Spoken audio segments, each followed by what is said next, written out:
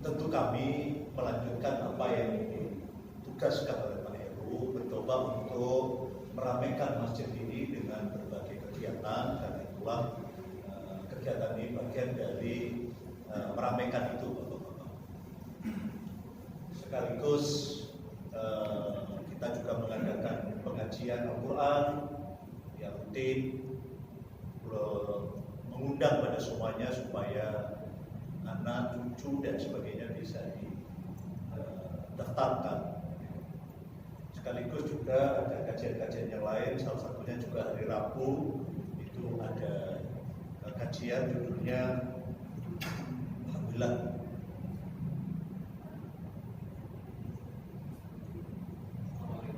Waalaikumsalam warahmatullahi wabarakatuh.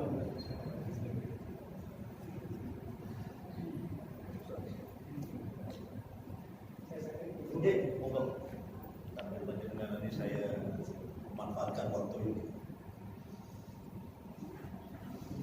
Dan yang terpenting lagi, jadi di hari Rabu itu kita ada kultum hari Zuhur dengan harapan kultum ini berangkat dari pertanyaan-pertanyaan jamaah. Kita berharap bahwa masjid ini bisa menjadi rumah kita bersama, sekaligus menjadi solusi bagi kehidupan kita bersama. Karena itu ini juga ada kotak saran. Saya mohon dengan sangat supaya kami para takmir ini tidak melamun terus apa yang perlu kita suguhkan, supaya tumbuh tertutup. Kami mohon barangkali ada usulan apa saja bisa disampaikan ke kotak saran apapun, ya tentunya baik, termasuk kritik. Termasuk kritik apa yang kurang baik di masjid ini, monggo disampaikan. Tentu semuanya biniah untuk memperbaiki kinerja dan kegiatan yang ada di masjid yang kita cintai. Alhamdulillah malam ini kita bisa menyelenggarakan kegiatan dalam rangka memperingati yang sejarah dicatat adalah kelahiran sekaligus wafatnya beliau Rasulullah Muhammad SAW, manusia agung, manusia yang menjadi teladan pada kita.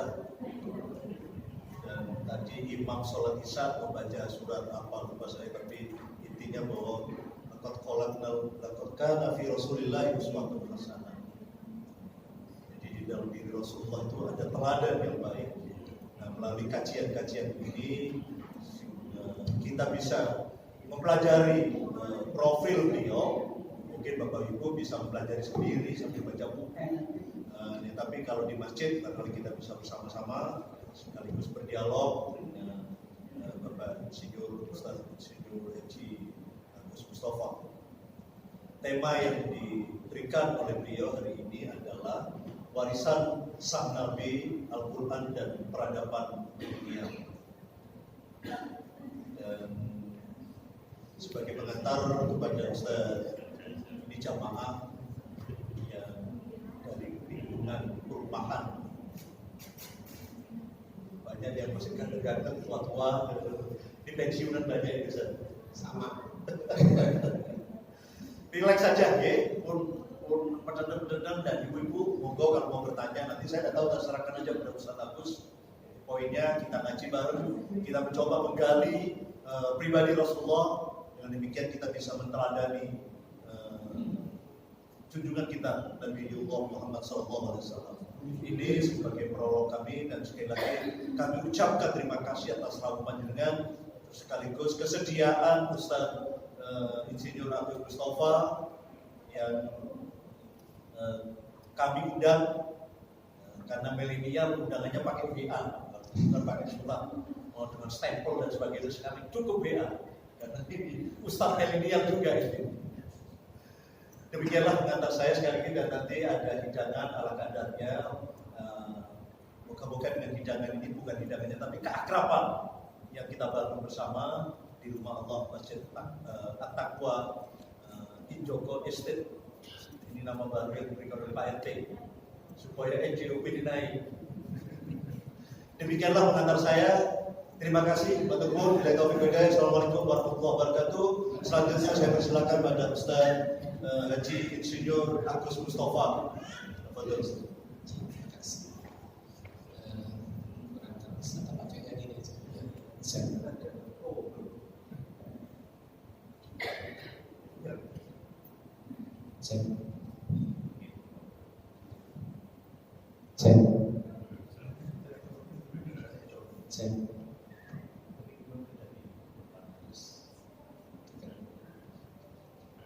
Cek.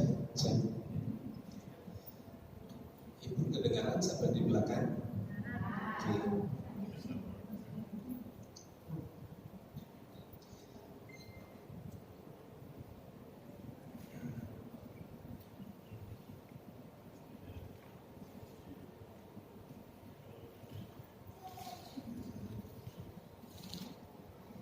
Bismillahirrahmanirrahim.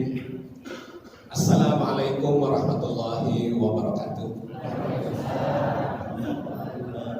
Alhamdulillahirabbil alamin wassalatu wassalamu ala nabiyina Muhammadin wa ala alihi washabihi wa ummatihi ajmain.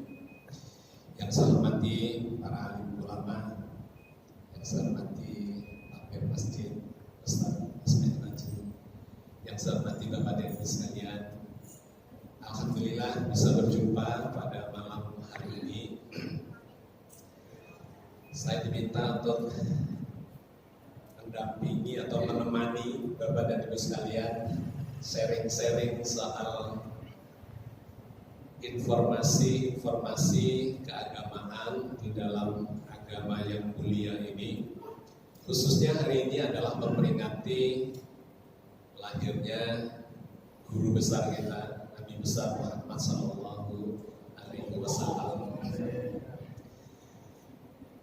Nabi yang sangat agung, bukan hanya diakui oleh umatnya, umat Islam, tetapi juga diakui bahkan oleh kalangan ilmuwan-ilmuwan orientalis tentang kebesarannya, tentang keagungannya. Hari ini kita akan mengambil sepotong atau sebagian kecil dari keteladanan beliau yang luar biasa. Kita punya waktu kira-kira berapa Bang Ismail? Satu jam, 1,5 jam? Saya coba presentasi nanti 1 jam. Kita punya setengah jam untuk klarifikasi atau diskusi supaya nyambung yang menjadi kajian kita pada kesempatan kali ini. Tema kita adalah warisan sang Nabi.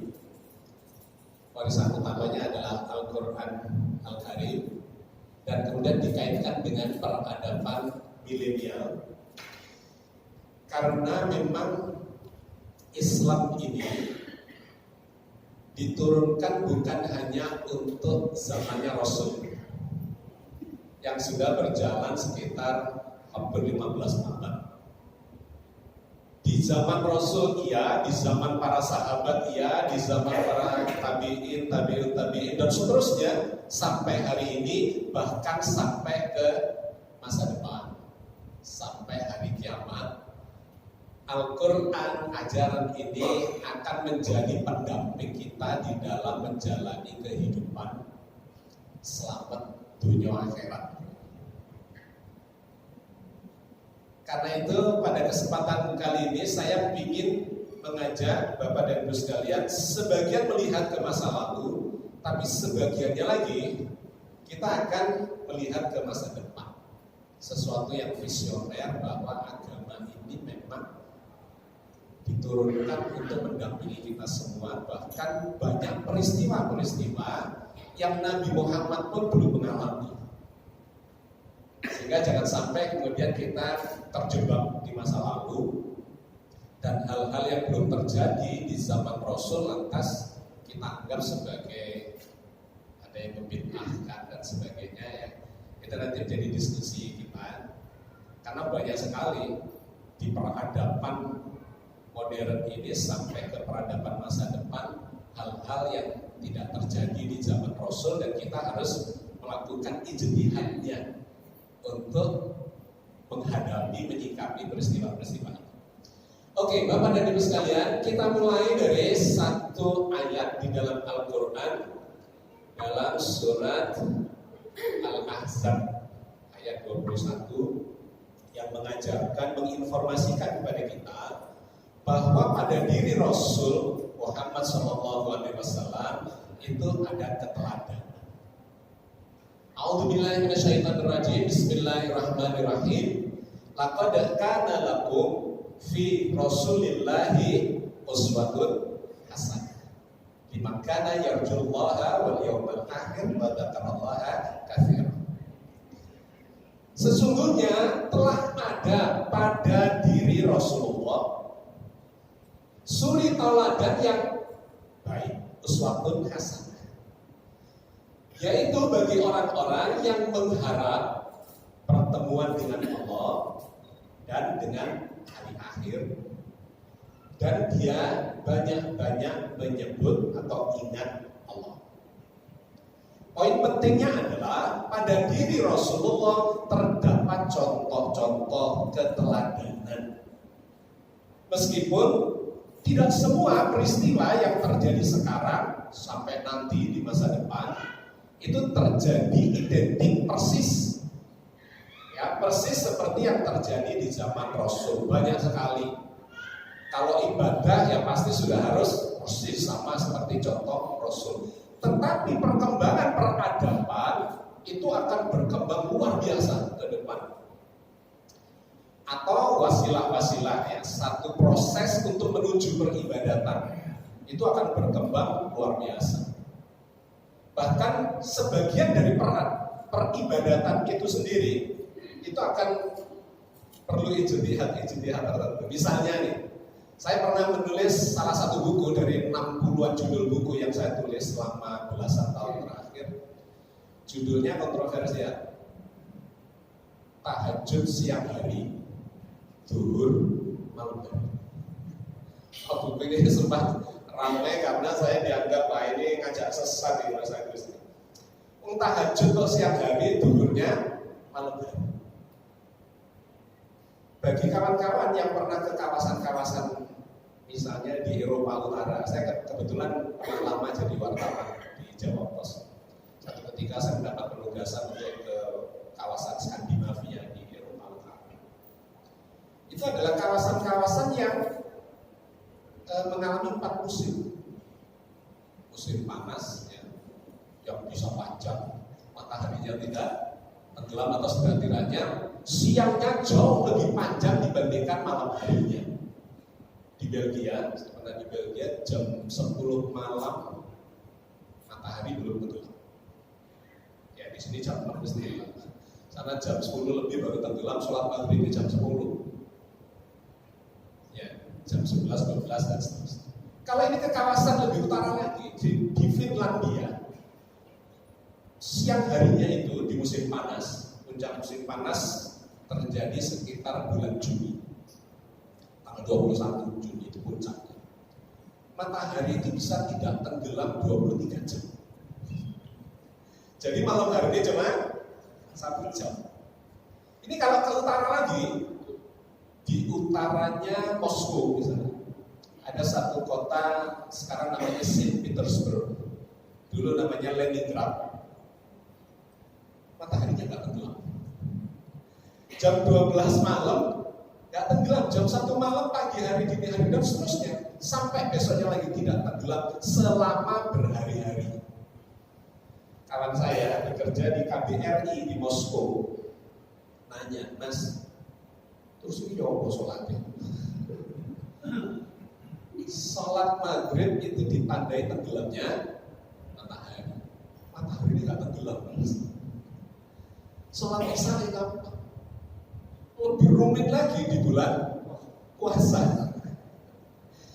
Karena fikih tropis mengatakan berpuasalah kalian saat matahari belum terbit, ya, dimulai dari matahari belum terbit sampai matahari tenggelam. Mas, matahari tidak tenggelam. Kapan mulai sahurnya dan kapan berbuka? Ini saya tuangkan di dalam sebuah buku judulnya Tahajud Siang Hari, Zuhur Malam Hari. Ketika musim panas, matahari nggak tenggelam berhari-hari. Jenengan kapan sholat tahajud? Nunggu matahari tenggelam. Kapan sholat isya? Kapan sholat subuh?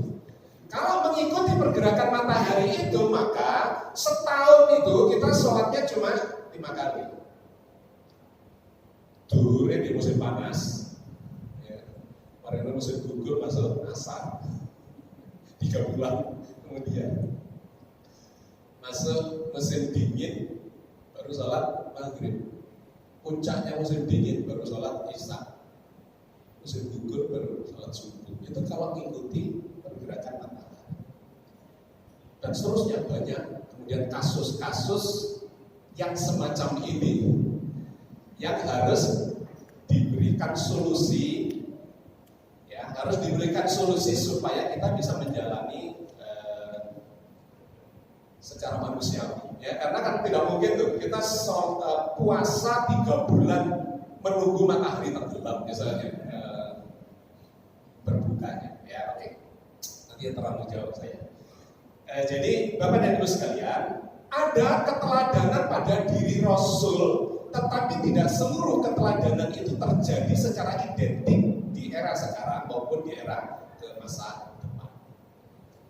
Yang menarik, kemudian Al-Quran menceritakan bahwa keteladanan itu juga ada pada diri Nabi dan Rasul yang lain. Dan itu menggunakan redaksi yang sama persis, cuma beda subjeknya saja. Kalau tadi surat Al-Ahzab, ini ada di surat Al-Mumtahanah ayat 6. Kalimatnya persis, laqad kana lakum. Kalau tadi fi Rasulillah, ini fihim, menunjuk kepada mereka. Siapa itu? Laqad kana lakum fihim uswatun hasanah liman kana yarjullaha wal yawmal akhir. Persis sama kalimatnya. Sesungguhnya telah ada pada diri mereka itu suri tauladan yang baik bagimu, yaitu bagi orang yang mengharap pertemuan dengan Allah dan hari kiamat. Ya, jadi menarik. Al-Quran memberikan gambaran memang para nabi dan rasul itu menjadi teladan. Bukan hanya Nabi Muhammad, tetapi Nabi Muhammad menjadi teladan utama dikarenakan kita ini adalah umat beliau. Tetapi diingatkan sama Al-Quran yang juga dibawa oleh Nabi Muhammad, disampaikan kepada kita bahwa pada nabi-nabi dan rasul-rasul yang lain itu ada keteladanan. Siapa yang dimaksudkan ini? Nah, di ayat sebelum itu, surat Al-Mumtahanah ayat 4 dijelaskan mereka itu siapa. Dan kalimatnya senada. Qad kanat lakum uswatun hasanah fi Ibrahim walladzina ma'ahu. Ada keteladanan pada diri Nabi Ibrahim dan orang-orang yang bersama dengan beliau. Jadi menarik, Al-Quran memberikan satu paket keteladanan pada diri Nabi dan Rasul. Karena itu, di ayat yang lain lagi digambarkan oleh Al-Quran, umat Islam itu tidak boleh membeda-bedakan para nabi dan rasul, dikarenakan memang itu satu paket keteladanan. Ada keteladanan pada Nabi Adam, ada keteladanan pada Nabi Nuh, Nabi Ibrahim, Nabi Ishak, Nabi Ismail, Nabi Yakub, dan seterusnya sampai Nabi Muhammad. Itu memiliki keteladanan masing-masing. Kalau kita menghadapi sebuah masalah dalam kehidupan ini, misalnya orang yang diberi sakit gak sembuh-sembuh, kayak keteladanan itu sama Nabi Ayub. Karena kasusnya memang itu. Diberi kekuasaan yang sangat besar, kemudian harus bisa berlaku adil, mengendalikan seluruh elemen-elemen pemerintahan dan rakyatnya dan seterusnya. Maka berguru kepada siapa? Salah satunya Nabi Sulaiman misalnya. Juga Nabi Muhammad karena beliau adalah seorang pemimpin negara dan seterusnya. Itu memiliki keteladanan-keteladanan yang oleh Al-Quran digambarkan sebagai satu paket. Katakanlah, hei orang-orang mukmin, kami beriman kepada Allah dan apa yang diturunkan kepada kami dan apa yang diturunkan kepada Ibrahim, Ismail, Ishak, Yakub dan anak cucunya, dan apa yang diberikan kepada Musa dan Isa serta apa yang diberikan kepada nabi-nabi dari Tuhannya, kami tidak membeda-bedakan seorang pun di antara mereka, dan kami hanya tunduk patuh berserah diri kepada Allah. Surat Al-Baqarah 136. Bapak dan Ibu sekalian, ini menjadi poin penting karena kadang-kadang kita hanya mengambil sebagian saja dari isi Al-Quran, khususnya terkait dengan keteladanan ini. Al-Quran menggambarkan itu satu paket yang tidak boleh dipisahkan. Nabi Muhammad itu menyempurnakan warisan risalah dari zamannya Nabi Ibrahim. Karena itu di dalam Al-Quran, agama Islam ini tidak secara eksplisit disebut agamanya Nabi Muhammad. Anda nggak akan menemukan di dalam Al-Quran yang eksplisit menyebut Islam adalah agamanya Nabi Muhammad, tetapi disebut agamanya Nabi Ibrahim. Wa man ahsanu dinan mimman aslama wajhahu lillah wa huwa muhsinu wa taba'a millata Ibrahim hanifa wa takhadallahu Ibrahim khalil.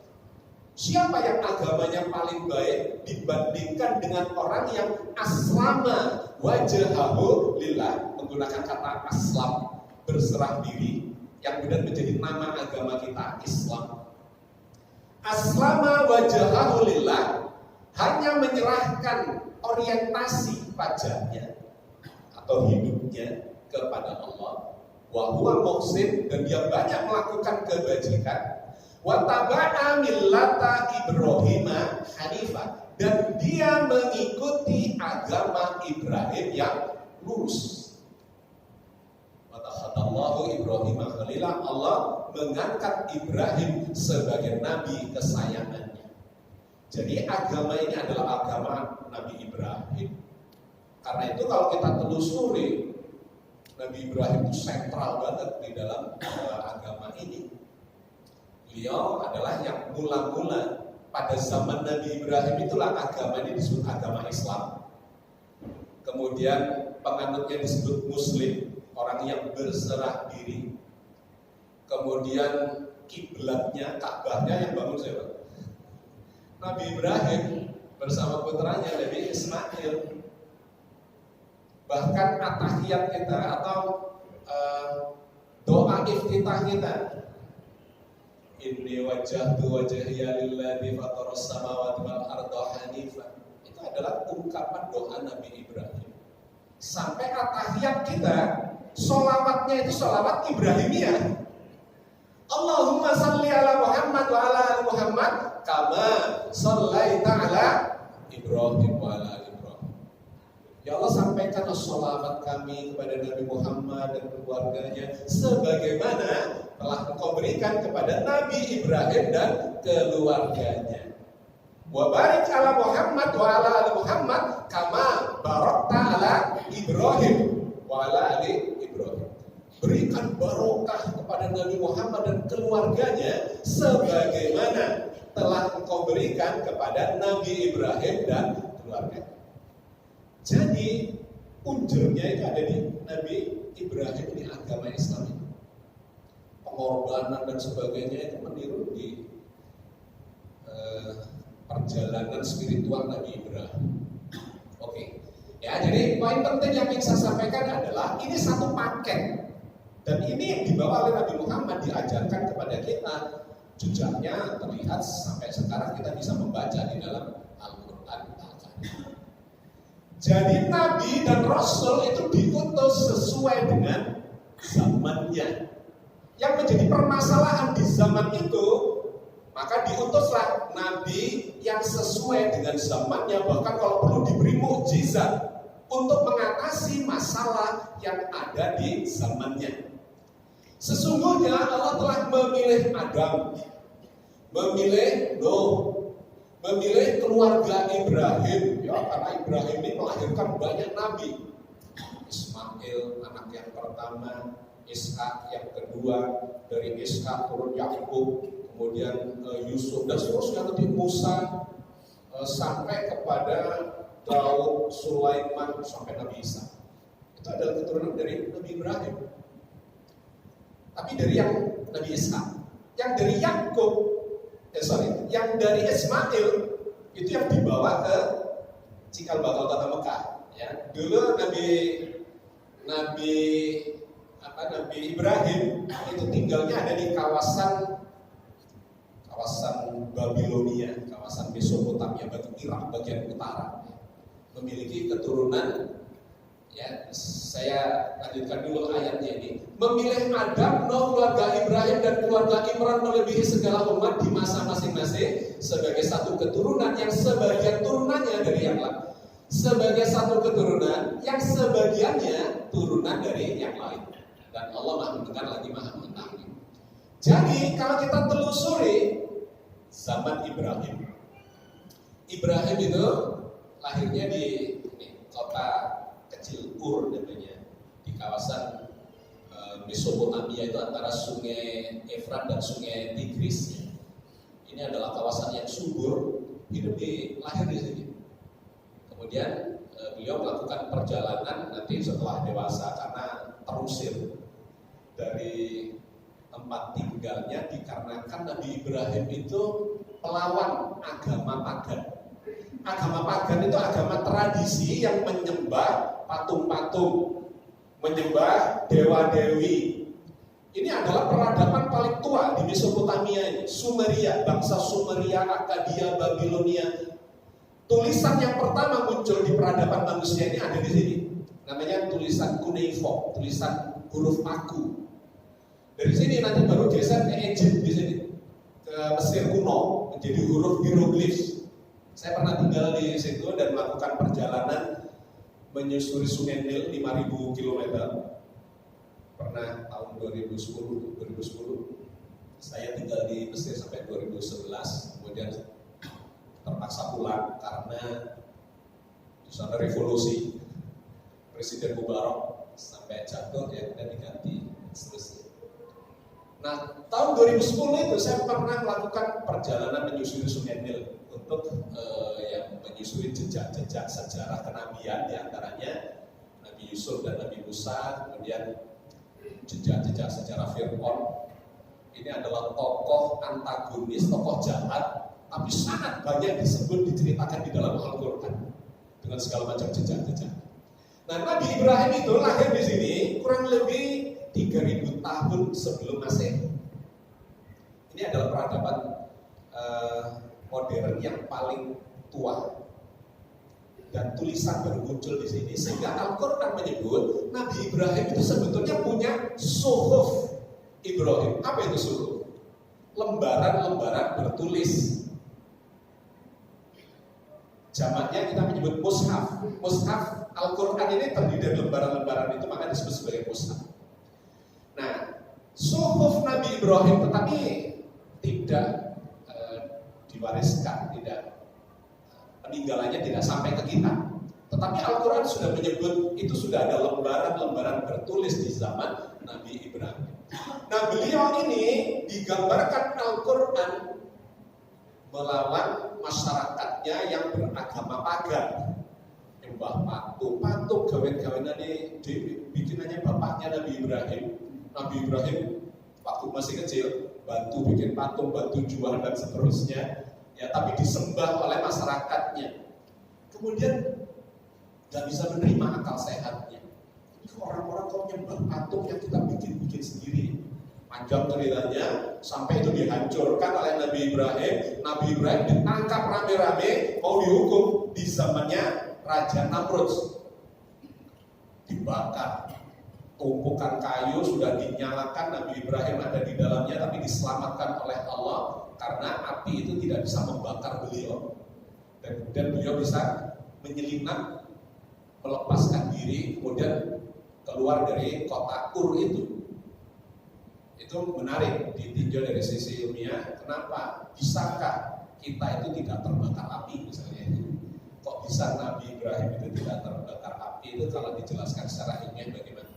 Tapi oke, kita tidak masuk ke situ. Saya cuma ingin menjelaskan Nabi Ibrahim hidup di zaman itu menghadapi tantangan agama pagan. Beliau mengajarkan ketauhidan. Ini yang diwariskan oleh beliau kepada keturunannya. kepada Nabi Yakub dan sampai Nabi Isa, kepada Nabi Ismail sampai kepada Nabi Muhammad. Ya, beliau melakukan perjalanan ke sini sampai ke Damaskus, Suriah, sampai ke Kanaan. Di sini ini adalah Israel, Palestina. Ya. Kadang nyebrang ke Egypt sana, kadang. Nah ini kawasan dakwahnya Nabi Ibrahim. Sekitar 3000-an tahun sebelum Masehi. Oke, itu singkat sejarah beliau. Dilanjutkan oleh Nabi di zaman yang berbeda, keturunan Ibrahim yang ada di Palestina. Makam beliau juga di Palestina. Saya pernah sepulang umroh mampir ke sana sama kawan-kawan jamaah. Di Hebron ada masjidnya Nabi Ibrahim. Ada keluarga beliau yang dimakamkan di sini, termasuk Nabi Ishak dan istri beliau Sarah. Dari Ishak lahirlah Yakub. Dari Nabi Yakub lahirlah Nabi Yusuf. Nah itu diabadikan di dalam Al-Quran dengan cerita yang lebih banyak dibandingkan Nabi yang lain. Jadi ada Nabi-Nabi yang memiliki cerita lebih banyak. Masa kecilnya dibuang ke sumur gitu ya. Kemudian akhirnya diambil oleh pedagang karavan. Kedengkian saudara-saudaranya dikarenakan Nabi Yakub lebih memperhatikan, mengutamakan Nabi Yusuf dibanding yang lain, itu membuat iri, kemudian disingkirkan, dibuang ke sumur. Tapi Allah menolong, di sumur itu datanglah pedagang karavan dari kawasan Syam ya, ke bawah, nanti dari Yaman naik lagi ke Syam. Itu berhasil menemukan Nabi Yusuf.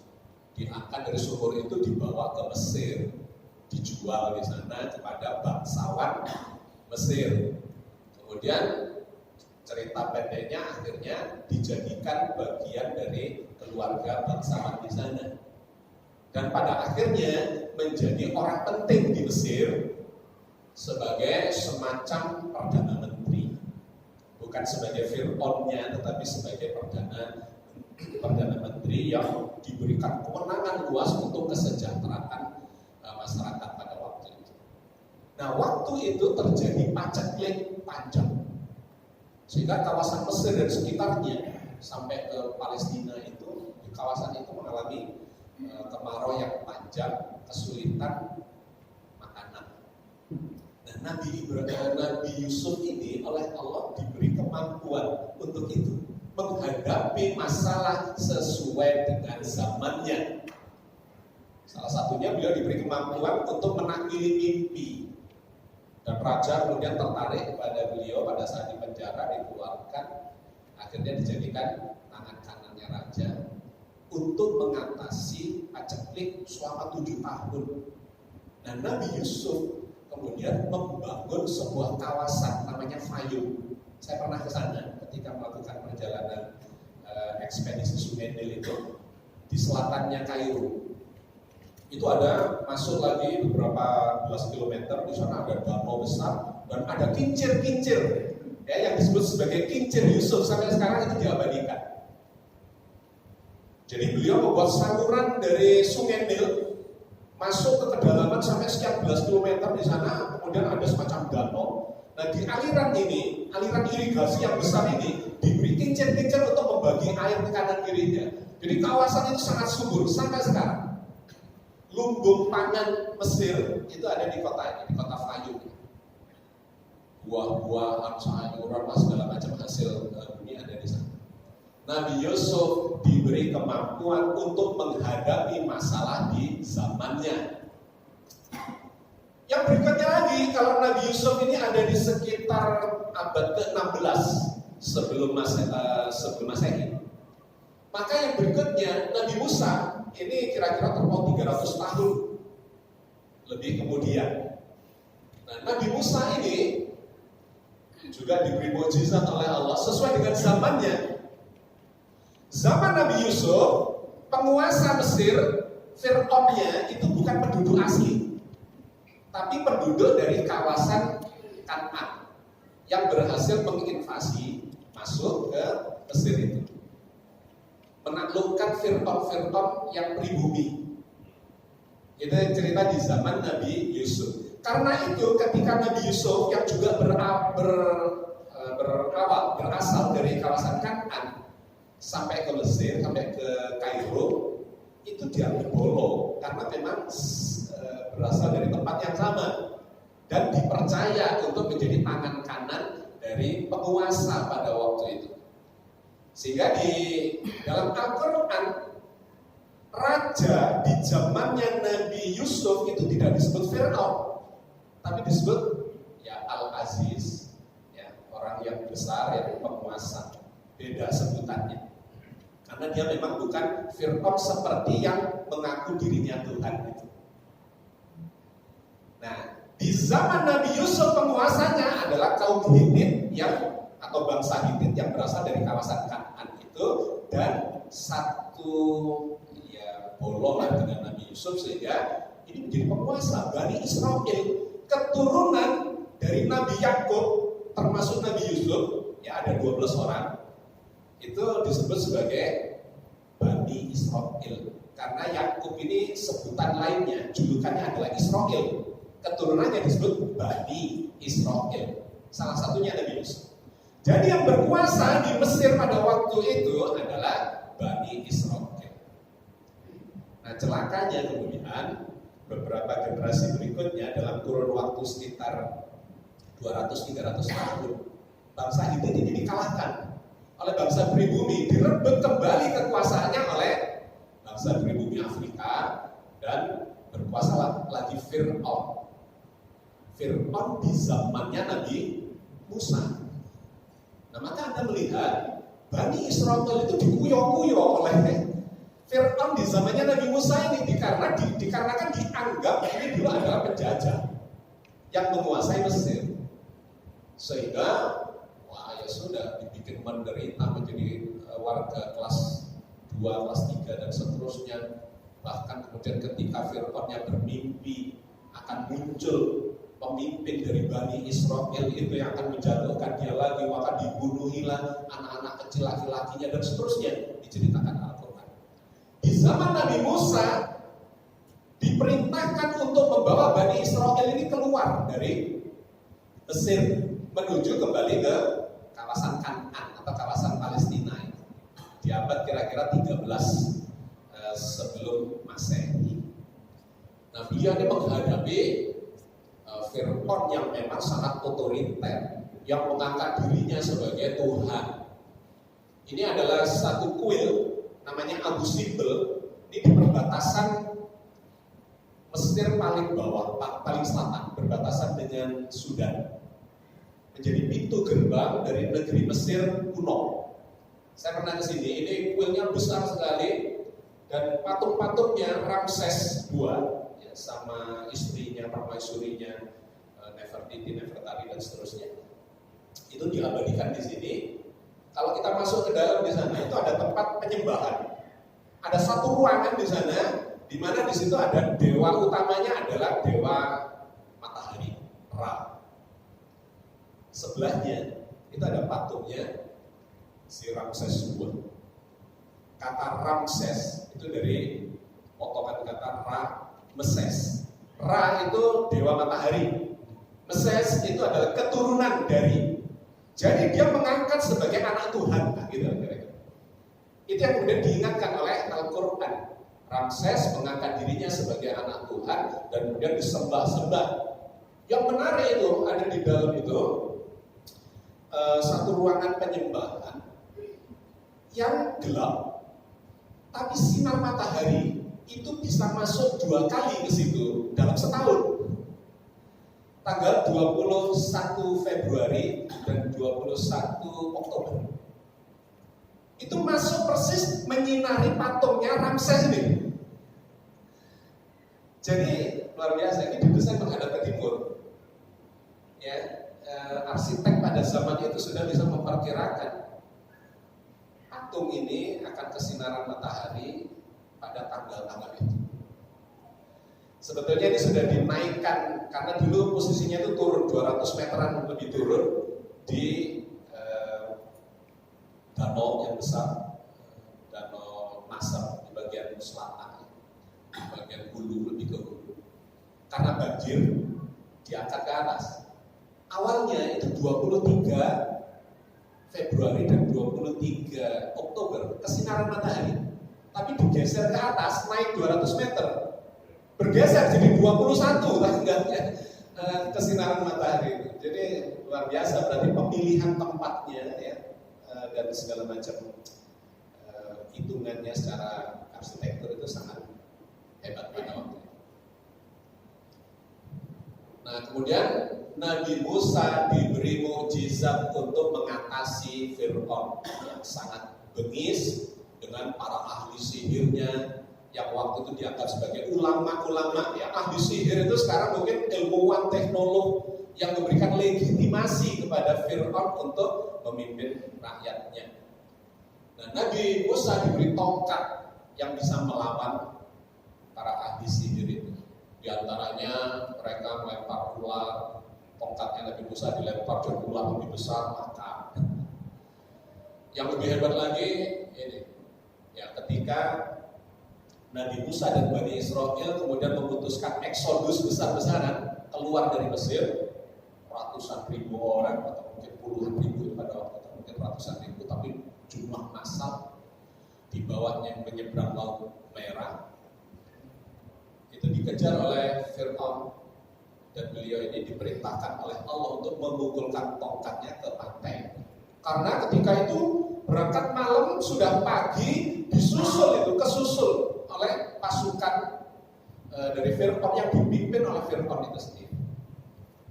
Maka ketakutanlah Bani Israel melihat, wah itu sudah dekat, gimana ini Musa? Insya Allah Allah akan memberikan petunjuk gitu kan. Turunlah wahyu perintah pada beliau untuk memukulkan tongkatnya ke tepi Laut Merah itu. Apa yang terjadi? Bumi bergetar, lautnya surut. Nah begitu surut, beliau bisa lewat. Dan kemudian ketika sudah sampai di sana dikejar oleh Fir'aun ini, lautnya menggulung lagi, ombaknya besar menggulung pasukannya Fir'aun. Itu juga kajiannya menarik terkait dengan itu. Ada yang mengatakan ketika dipukul itu muncul angin yang besar sehingga terbelah gitu. Tetapi kemudian banyak yang mengcounter pendapat itu. Kalau anginnya kencang yaitu Bani Israel yang belok mabruk lah bisa gitu. Jadi yang secara ilmiah kemudian banyak diterima adalah ketika tongkat itu dipukulkan, jeder, lempeng tektoniknya patah. Saking besarnya kekuatan dari tongkat yang mujizatnya Nabi. Lempeng tektoniknya patah, maka apa yang terjadi? Air laut surut ke dalam. Ini mekanismenya tsunami. Surut ke dalam, 1 jam kemudian muntah lagi, ya kurang lebih ya membutuhkan waktu tertentu bergantung pada besarnya patahan itu. Surut, muntah, keluar lagi gelombangnya, di mana Nabi Musa dan Bani Israel sudah melewati celah sempit itu. Jadi kalau saya lihat itu dekat di terusan Suez sana, itu kan selat gitu ya, selat yang disebut bukan di Laut Merahnya, tapi ada selat yang membatasi antara Afrika dengan tanah benua Gurun Sinai. Itu ada celah sempit, di atasnya itu ada terusan Suez. Jadi ketika dipukul maka itu surut sebentar kemudian menggulung. Oke, poin penting yang ingin saya sampaikan adalah di zaman Fir'aun, Nabi Musa diberi mukjizat untuk mengatasi masalah di zaman itu. Nabi Sulaiman, wah dahsyat juga cerita-ceritanya atau mukjizat-mukjizatnya. Apa mukjizat Nabi Sulaiman? Bisa bicara dengan binatang, menguasai ilmu binatang, yang sekarang juga menjadi penelitian yang menarik. Bahkan ada perkembangan artificial intelligence (AI) itu sudah menemukan berbagai macam software untuk translate bahasa. Ya dari bahasa Inggris, bahasa Indonesia, bahasa Sokoai, tinggal bahkan dengan kamera ini ada tulisan bahasa Korea misalnya, dilihat pakai kameranya ini bisa keluarnya bahasa Indonesia. Sopo-sopo Duro, sopo-sopo Jawa itu termasuk bahasa binatang. Jadi kalau Anda punya piaraan kucing atau mungkin ada piaraan anjing atau ayam atau burung, itu bisa ditranslate. Ada bahasanya kan? Ada bahasanya. Nah, Nabi Sulaiman itu sudah menguasai di zaman itu bahasa binatang. Ada lagi kendaraan yang berbasis pada angin, aeronautika, yang digambarkan Al-Quran perjalanan di waktu pagi dengan menggunakan teknologi angin itu sama dengan perjalanan sebulan. Ya, dan seterusnya. Yang paling heboh adalah teknologi teleportasi. Ini yang saya ceritakan untuk menjelaskan peristiwa Isra Mi'raj yang Nabi Muhammad bisa pindah dari Mekah ke Palestina secara teleportasi. Nabi Sulaiman bisa memindahkan singgasana Ratu Balqis dari negeri Sabah di Yaman, Jazirah Arabia bagian selatan, ke Palestina di bagian utara. Jaraknya kira-kira 2000 km. Cuma sekejap mata. Ya, jadi beliau ini memiliki kekuasaan yang hebat dan kemudian menguasai bahkan bukan hanya manusia tapi digambarkan jin, punya industri-industri metalurgi, bisa bikin periuk-periuk raksasa ya, industrinya dan sebagainya termasuk teleportasi. Nabi Sulaiman di zamannya. Mukjizat Nabi Isa ibnu Maryam adalah dalam salah satunya di bidang kedokteran, bisa mengobati berbagai macam penyakit buta sejak lahir bisa disembuhkan oleh beliau. Ini di zaman sekarang mungkin membutuhkan rekayasa genetika. Saya sering mengatakan bahwa mukjizat itu di zamannya tidak bisa dinalar, tetapi di zaman sekarang itu kira-kira setara dengan teknologi yang terus berkembang. Jadi pada waktunya nanti meskipun levelnya bisa berbeda ya, kedahsyatannya bisa berbeda, tetapi bisa ditiru kayak tadi dengan bahasa binatang, ya, teknologi aeronautika, apalagi termasuk pengobatan ini di bidang medis, orang buta, penyakit sopa, dan sebagainya belum bisa digambarkan. Termasuk Nabi Ibrahim tadi yang nggak bisa dibakar, itu sekarang mulai bisa dijelaskan bahwa dalam tubuh kita itu ada medan elektromagnetik yang bisa menapis, memfilter panas yang masuk ke kita. Kalau di Jawa itu ada ilmu kanuragan namanya lembu sepilang. Ya. Jadi ada bela diri, dipukul jarak 1 jengkal gini meleset. Kok bisa? Anda pernah mainan besi magnet? 2 batang besi magnet? Ada ini pernah? Ada kutub utara selatan. Kalau ini kutubnya utara dan utara, yang terjadi apa? Tolak menolak. Nggak diwali ini tarik menarik. Kalau sama tolak menolak, seperti ada kekuatan yang dalam jarak tertentu membuat dia tidak bisa nempel. Oke, nah itu bisa terjadi pada sekarang bisa dimanipulasi, dilatih untuk keluar itu dan menshielding energi panas yang masuk atau mengenai dia sehingga Nabi Ibrahim tidak terkena. Nabi Isa ya digambarkan dengan segala macam mukjizatnya. Tapi semua mukjizat itu sekarang berangsur-angsur sudah mulai bisa ditiru sebagiannya, termasuk teleportasi tadi, memindahkan satu benda ke tempat yang lain secara energial, secara gelombang. Kalau Anda yang suka baca atau nonton film science fiction, ya, Star Trek misalnya, Mr. Spock yang telinganya panjang itu kalau mau melakukan perjalanan jauh cukup masuk ke dalam tabung, disinari, namanya dianihilasi, dimusnahkan materialnya, berubah menjadi energi. Mengikuti rumusnya Einstein, E sama dengan mc kuadrat. E-nya energi, M-nya massa, C kuadrat kecepatan cahaya kuadrat. Energi bisa diciptakan dengan cara memusnahkan materinya, itu dipancarkan secara gelombang, kayak gelombang radio, gelombang televisi. Terus di sana ditangkap lagi di material dekat lagi. Itu Itu namanya teknologi teleportasi. Sekarang itu sudah dipelajari sangat intens. Dan ke depan akan muncul namanya teknologi teleportasi kuantum. Internet itu nanti akan menggunakan teknologi ini. Jadi sekarang ini kan sudah generasi G4, G5, tapi masih delay. Kalau kita nonton Putri Aryani yang lagi final di sana misalnya gitu ya ada delay. Tetapi nanti dengan teknologi teleportasi kuantum itu nggak ada delay, real time. Peristiwa di sana terjadi di sini juga bisa dilihat, nggak membutuhkan waktu. Jadi ini teknologi-teknologi yang luar biasa yang berkembang sekarang ini. Semua mukjizat-mukjizat itu pada waktunya akan bisa ditiru dalam level-level yang berbeda-beda.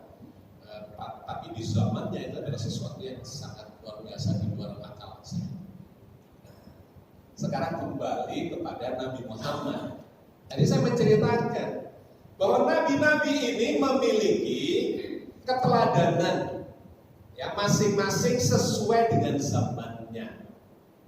Nabi Ibrahim agama pagan dengan ketauhidannya dan diberi kemampuan atau mukjizat tidak bisa terbantah. Nabi Yusuf dengan ilmu mimpinya, Nabi Musa dengan tongkatnya, Nabi Isa dengan kemampuan teknologi medisnya dan seterusnya.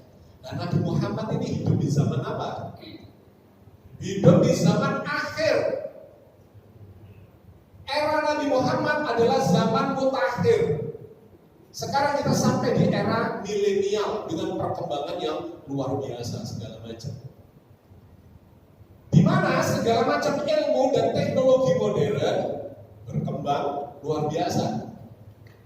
Sedangkan ilmu sulap, ilmu sihir di zaman Nabi Musa misalnya, di zamannya Nabi Sulaiman, atau hipnotisme ya, di zaman Musa, sihir, hipnotisme itu sudah lumrah sekarang. Gak perlu nabi, gak perlu rasul.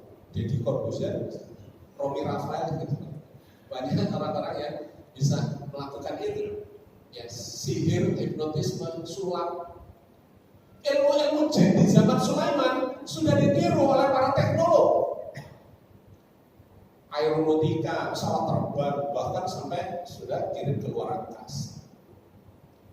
Industri metalurgi, bahasa binatang, bahkan teleportasi sudah mulai ditiru di zaman sekarang ini. Ilmu pengobatan di zaman Isa juga sudah dikuasai oleh para dokter sekarang. Teknologi kedokteran luar biasa. Sampai pada molekuler, seluler, di dalam seluler, di dalam sel ada inti sel, di dalam inti sel ada molekul-molekul genetika, rekayasa genetika. Jadi manusia ini kenapa bentuknya bisa begini? Itu karena ada perintahnya di dalam sel itu. Tubuh kita tersusun dari organ, ada jantung, ada liver, ada ginjal, ada otak, ada mata, segala macam itu organ. Tapi organnya tersusun dari sel. 1 kilogram tubuh kita itu terdiri dari 1 triliun sel.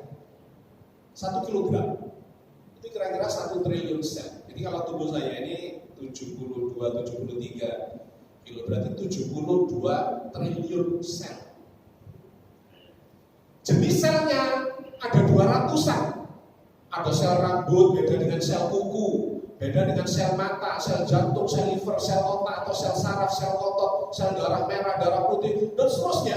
Itu nggak boleh ketukar. Perintahnya ada di mana? Ada di dalam inti sel. Namanya genetik, ya, gen. Untai genetika itu tersusun dari molekul-molekul. Ada kode-kodenya di situ. Memerintahkan supaya rambutnya hitam. Umur tertentu berubah jadi putih. Nah itu ada perintahnya. Rambutnya keriting, kriwul. Itu ada perintahnya. Kepalanya bulat atau kotak. Nah itu ada perintahnya. Telinganya 2, besarnya segini, jangan besar-besar nanti dikira gajah. Nah itu ada perintahnya. Tangannya 2, kakinya 2, semuanya itu ada di dalam inti sel, namanya gen. Nah perkembangan teknologi kedokteran itu sudah sampai di rekayasa genetika, bahkan di tingkat molekuler. Ini luar biasa, banyak sekali perkembangan-perkembangan yang belum ada di zaman Rasul dan sekarang itu. Ilmu pengobatan di zaman Isa sudah dikuasai oleh para dokter. Jadi inilah zaman komputer, zaman elektronika, zaman robotika, zaman luar angkasa, zaman energi dan senjata nuklir, zaman bioteknologi dan rekayasa genetika, zaman konspirasi politik tingkat tinggi, terorisme dan perbudakan modern, zaman ekonomi syahwat, zaman terbongkarnya ilmu iblis dan praktek-praktek setania, zaman ruang. Yang diutus adalah Nabi Muhammad Sallallahu Alaihi Wasallam untuk mengatasi semua ini. Luar biasa ya, berbeda dengan zaman-zaman sebelumnya.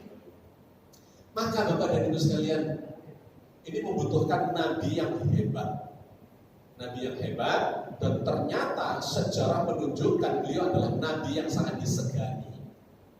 Karena memberikan contoh keteladanan pada zamannya dan sambil mewariskan untuk zaman kita sampai zaman ke depan.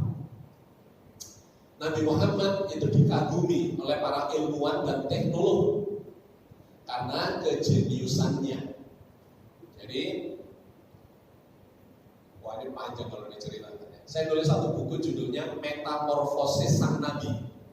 Jadi Nabi Muhammad itu mengalami proses perubahan luar biasa yang saya sebut sebagai metamorfosis, seperti kupu-kupu dari ulat ke pompong kupu-kupu gitu. Nabi Muhammad itu digambarkan sebagai nabi yang umi, nabi yang tidak bisa baca tulis, tapi diutus untuk masyarakat yang peradabannya berbasis pada baca tulis. Ya, peradaban modern ini berbasis pada baca tulis. Bahkan sejak zamannya Sumeria tadi itu, ya zamannya Nabi Ibrahim, itu sudah muncul baca tulis. Sebelum baca tulis disebut zaman prasejarah, nggak ada catatan nih, peradaban nggak bisa maju-maju, lama nggak maju-maju. Tapi begitu ada tulisan, maka berkembang cepat. Kalau nggak ada tulisan, itu lama. Ilmu tidak segera berkembang karena tidak bisa segera ditularkan secara masif, ya, secara masif. Nabi Muhammad, nabi yang ummi, tapi wahyu pertamanya suruh baca. Wah, ini cerita yang sangat menarik. Nabi yang ummi, tapi wahyu pertamanya adalah perintah untuk membaca. Iqra. Ma'ana biqari, kata Nabi, aku gak bisa baca. Diulangi lagi oleh malaikat Jibril, Iqra. Ma'ana biqari, aku gak bisa, sampai 3 kali. Terus apa yang dilakukan oleh Jibril? Didiktekan kepada Nabi Muhammad. Wes ikuti saja, jangan tergesa-gesa. Nah gitu ya, ceritanya panjang di dalam Al-Quran. Jangan kau gerakkan lidahmu Muhammad untuk tergesa-gesa menguasai wahyu ini. Tirukan atas tanggungan Allah untuk mengumpulkan dalam hatimu, dan atas tanggungan Allah lah memasukkan maknanya ke dalam jiwamu. Ya begitu yang diceritakan Al-Quran, didiktekan. Nah proses ini 23 tahun, terus berangsur-angsur hampir 23 tahun, 12 tahun lebih di Mekah, 10 tahun di Madinah. Nabi diajari membaca dan menulis sejak wahyu yang pertama itu. Karena itu, kalau diceritakan secara detail, banyak ayat-ayat Quran, surat-surat di dalam Al-Quran yang dimulai dengan huruf. Yang selama ini kita cuma memahaminya dalam huruf, hanya Allah yang tahu gitu ya. Tetapi kalau kita kaitkan dengan pengajaran ini, Nabi itu diajari huruf, diajari membaca. Nun, alif, lam, mim, to, ha, yan, sin, kaf, ya, ain, shod. Itu diajari melalui wahyu itu, dan kemudian Nabi bisa membaca dan kemudian bisa menulis. Jadi Nabi Muhammad itu tidak selamanya buta huruf. Cerita tentang Nabi yang ummi di dalam Al-Quran itu hanya ada di periode Mekah. Di periode Madinah tidak ada satu ayat pun yang menyebut Nabi Muhammad itu ummi. Bahkan mengajarkan baca tulis itu di periode Mekah, di periode Madinah. Dan membuat perjanjian-perjanjian, menulis surat kepada penguasa-penguasa sekitarnya dan seterusnya. Ya, itu menarik kisah tentang Nabi Muhammad yang mengalami metamorfosis dari Nabi yang ummi justru menjadi ilmuwan yang jenius. Itu muncul itu hadis-hadis tentang ilmu pengetahuan. Ya. Dan Al-Qurannya sendiri mengajarkan tentang penciptaan manusia di dalam rahim yang membuat ilmu kedokteran atau ilmuwan kedokteran modern terkagum-kagum. Kok tahu ya Muhammad itu? Dia bukan ilmuwan, tidak pernah melakukan penelitian, tetapi mewariskan informasi di dalam Al-Quran. وَلَقَدْ خَلَقْنَا الْإِنْسَانَ مِنْ سُلَالَةٍ مِنْ طِينٍ ثُمَّ جَعَلْنَاهُ نُطْفَةً فِي قَرَارٍ مَكِينٍ ثُمَّ خَلَقْنَا النُّطْفَةَ عَلَقَةً. Dan seterusnya. Allah menciptakan manusia dari saripati tanah. Badan kita ini kalau di breakdown itu isinya saripati tanah. Kenapa? Karena kita makan saripati tanah. Yang kita makan itu saripati tanah. Kalau jenengan makan nasi, padi, tanaman padi, itu akar-akarnya menyerap saripati tanah. Jadi padi-padinya kita makan. Kita ini makan saripati tanah yang sudah diubah. Pabriknya ada di tanaman padi. Makan sayuran, kita makan saripati tanah itu. Tanaman pohon sayuran atau tanaman sayuran itu yang menyerap, memilih mana yang bisa dijadikan sawi, mana yang kubis, mana yang ya segala macam itu. Kemudian kita makan saripati tanah. Daging, ayam, kambing, segala macam ternak itu makan saripati tanah, dagingnya kita makan. Jadi kalau di breakdown ini ada 40 jenis unsur lebih yang menyusun tubuh kita. Karbon, hidrogen, oksigen, nitrogen, belerang, fosfor, natrium, kalsium, dan sebagainya. Kalium. Itu adalah saripati tanah. Heran, para ilmuwan modern kok bisa sebenarnya Muhammad 15 abad yang lalu sudah menceritakan bahwa tubuh kita ini adalah saripati dari وَلَقَدْ خَلَقْنَا الْإِنْسَانَ مِنْ سُلَالَةٍ مِنْ طِينٍ ثُمَّ جَعَلْنَاهُ نُطْفَةً فِي قَرَارٍ مَكِينٍ. Saripati tanah itu dijadikan nutfah, jadi sperma dan ovum dipertemukan di dalam rahim, disimpan di sana dan seterusnya. Alaqah, mudghah, ya, idhoma, kasih tulang-tulang dan seterusnya sampai kemudian menjadi makhluk yang berbeda dari asalnya saripati tanah. Itu luar biasa informasi yang disampaikan Al-Quran sebagai warisan Nabi. Dikagumi oleh ilmuwan dan teknolog karena kejeniusannya, termasuk perintah puasa menghasilkan mobil. Ya kalau Anda baca di googling saja, sekarang kan gampang tuh informasi. Penerima hadiah Nobel bidang kesehatan yang disebut sebagai autofagi atau autofagosu. Pemenangnya adalah orang Jepang tahun 2016 dapatnya Yoshinori Ohsumi namanya. Mendapat penghargaan Nobel karena meneliti orang yang dibikin lapar 8 jam sampai 16 jam itu justru menyehatkan. Bagaimana mekanismenya diceritakan panjang lebar di sini. Al-Quran mengajarkan kepada kita, diteladankan oleh Nabi, bahwa makan berlebihan, makan yang banyak berlebihan itu gak bikin sehat, bikin sakit. Orang dulu sakit karena kekurangan makan, kurang gizi. Penyakitnya gak intelek belas, gak elit belas, bloke busung lapar, beri-beri, kaki gajah, panunan. Sekarang penyakitnya elit-elit, Pak. Tekanan darah tinggi, kolesterol, asam urat, diabetes, jantung, itu semua dari makan. Kalau pas kita bahas puasa, benar, bagaimana ya puasa itu bisa menyelesaikan. Poin penting saya adalah Nabi Muhammad yang ummi mengalami metamorfosis melalui pewahyuan itu dan memunculkan ajaran yang dikagumi oleh para ilmuwan dan teknologi sampai keluar angkasa. Ya, banyak cerita Al-Quran tentang langit, tentang bahkan bukan universe, multiverse. Itu adalah yang suka kosmologi atau suka science fiction tentang angkasa.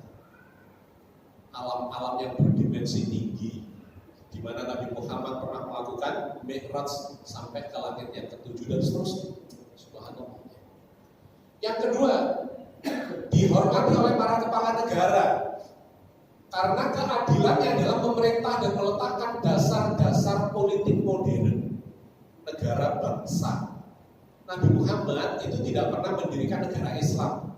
Ya, tolong dicatat ini.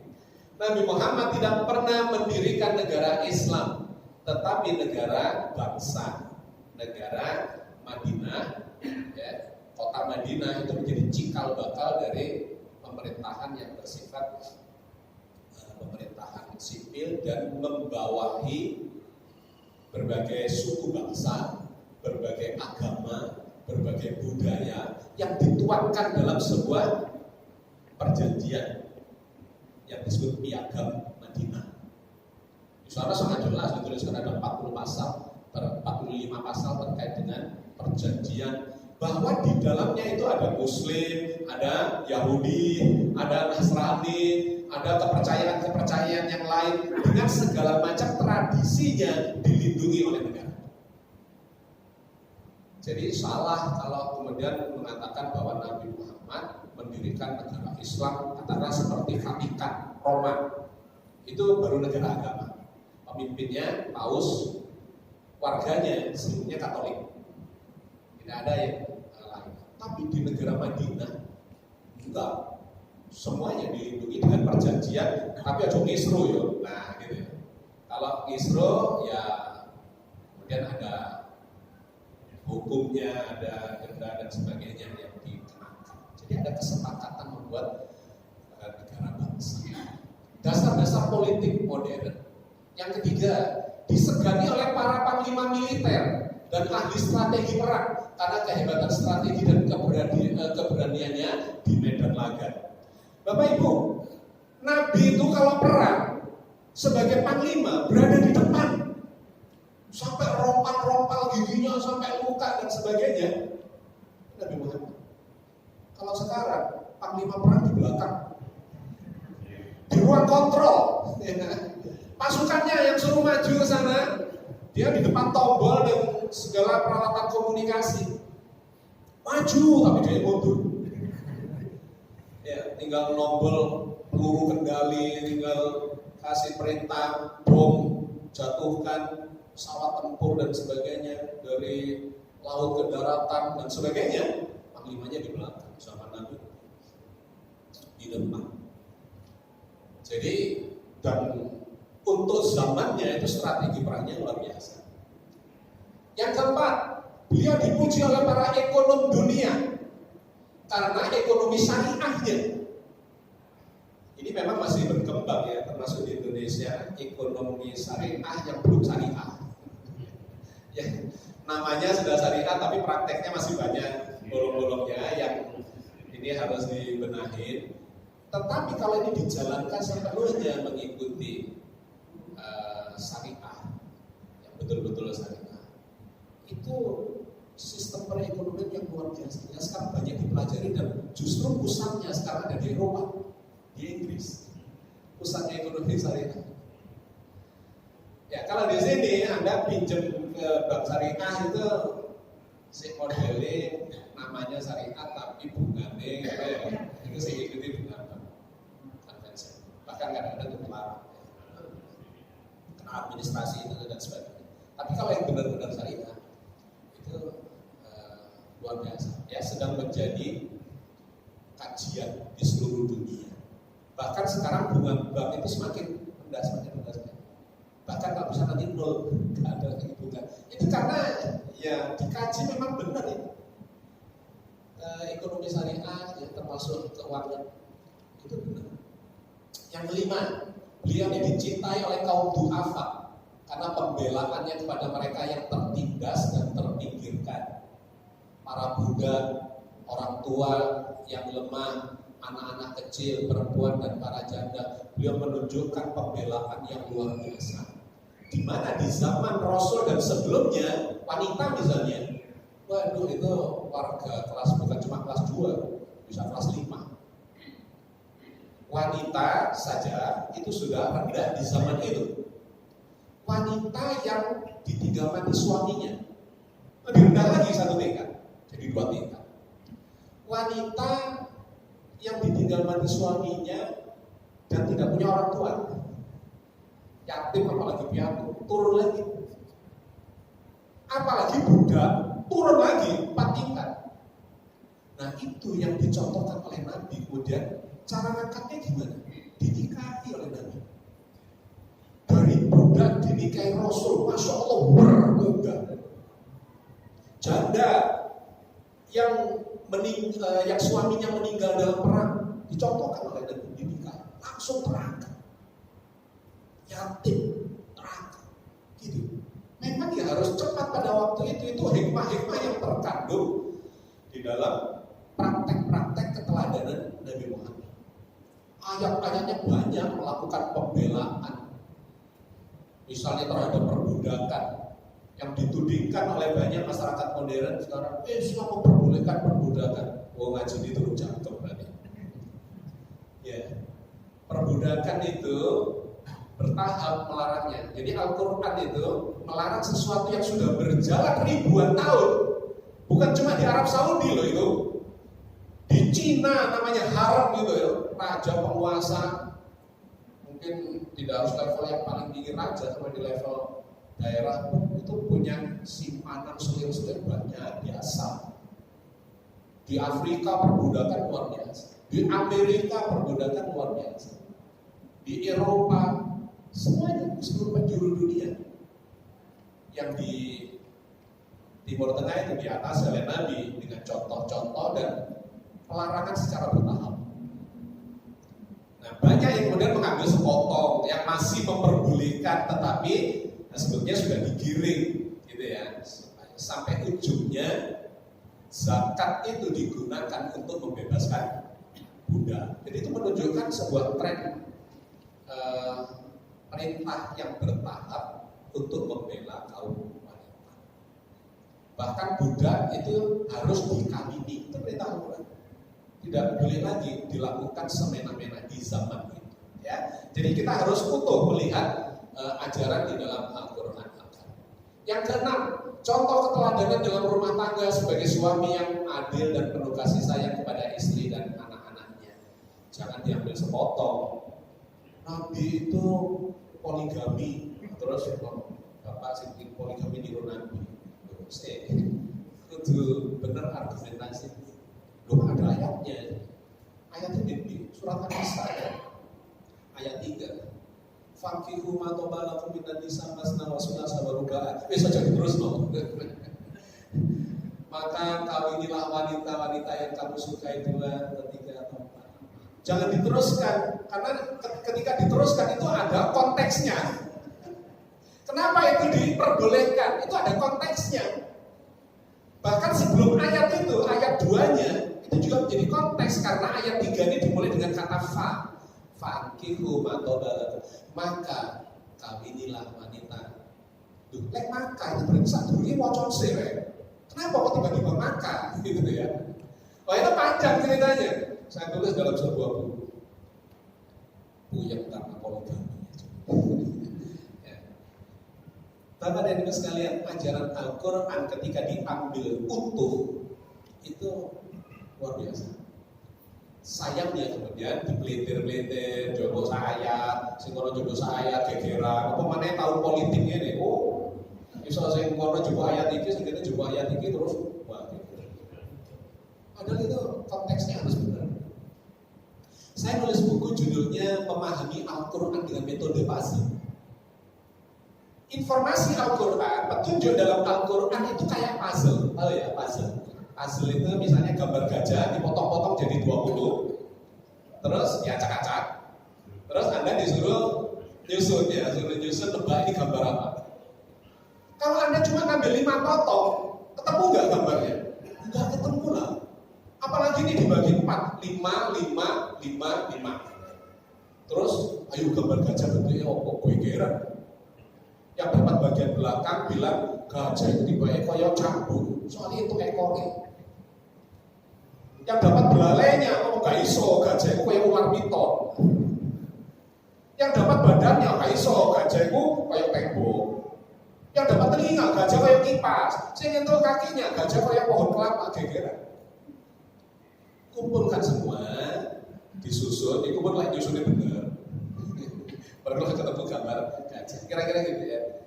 Jadi ini poin yang sangat penting.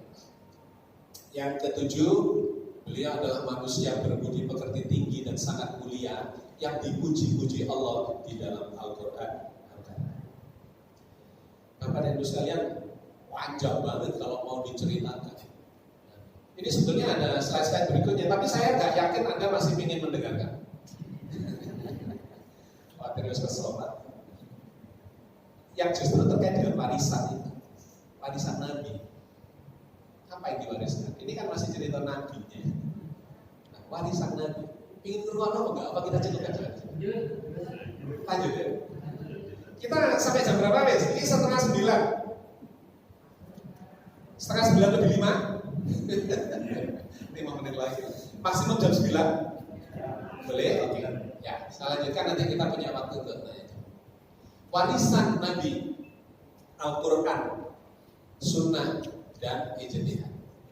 Aku tinggalkan 2 perkara untukmu sekalian, kalian tidak akan tersesat selama kalian berpegang kepada keduanya, yaitu kitab Allah dan Sunnah Rasul. Ini riwayat Imam Malik. Tapi ternyata bukan cuma 2 ini. Ternyata ada yang ketiga, yaitu ijtihad. Allah, Rasul, ya Sunnah, terus ulil amri, ulama. Kita diberi kewenangan untuk melakukan ijtihad. Diceritakan kisah di zaman Nabi ketika seorang hakim membuat keputusan apabila dia berijtihad dan benar, maka dia mendapat 2 pahala. Apabila salah, maka dia mendapat 1 pahala. Jadi Nabi pernah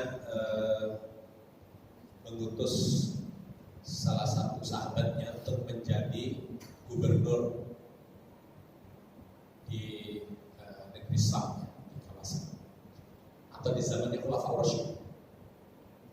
Jadi ada satu kisah yang mengutus untuk menuju kepada satu tempat yang jauh dan kemudian menjadi hakim di sana. Ditanya oleh Nabi, kalau kamu menghadapi masalah di sana, patokannya apa? Pegangannya apa? Al-Quran.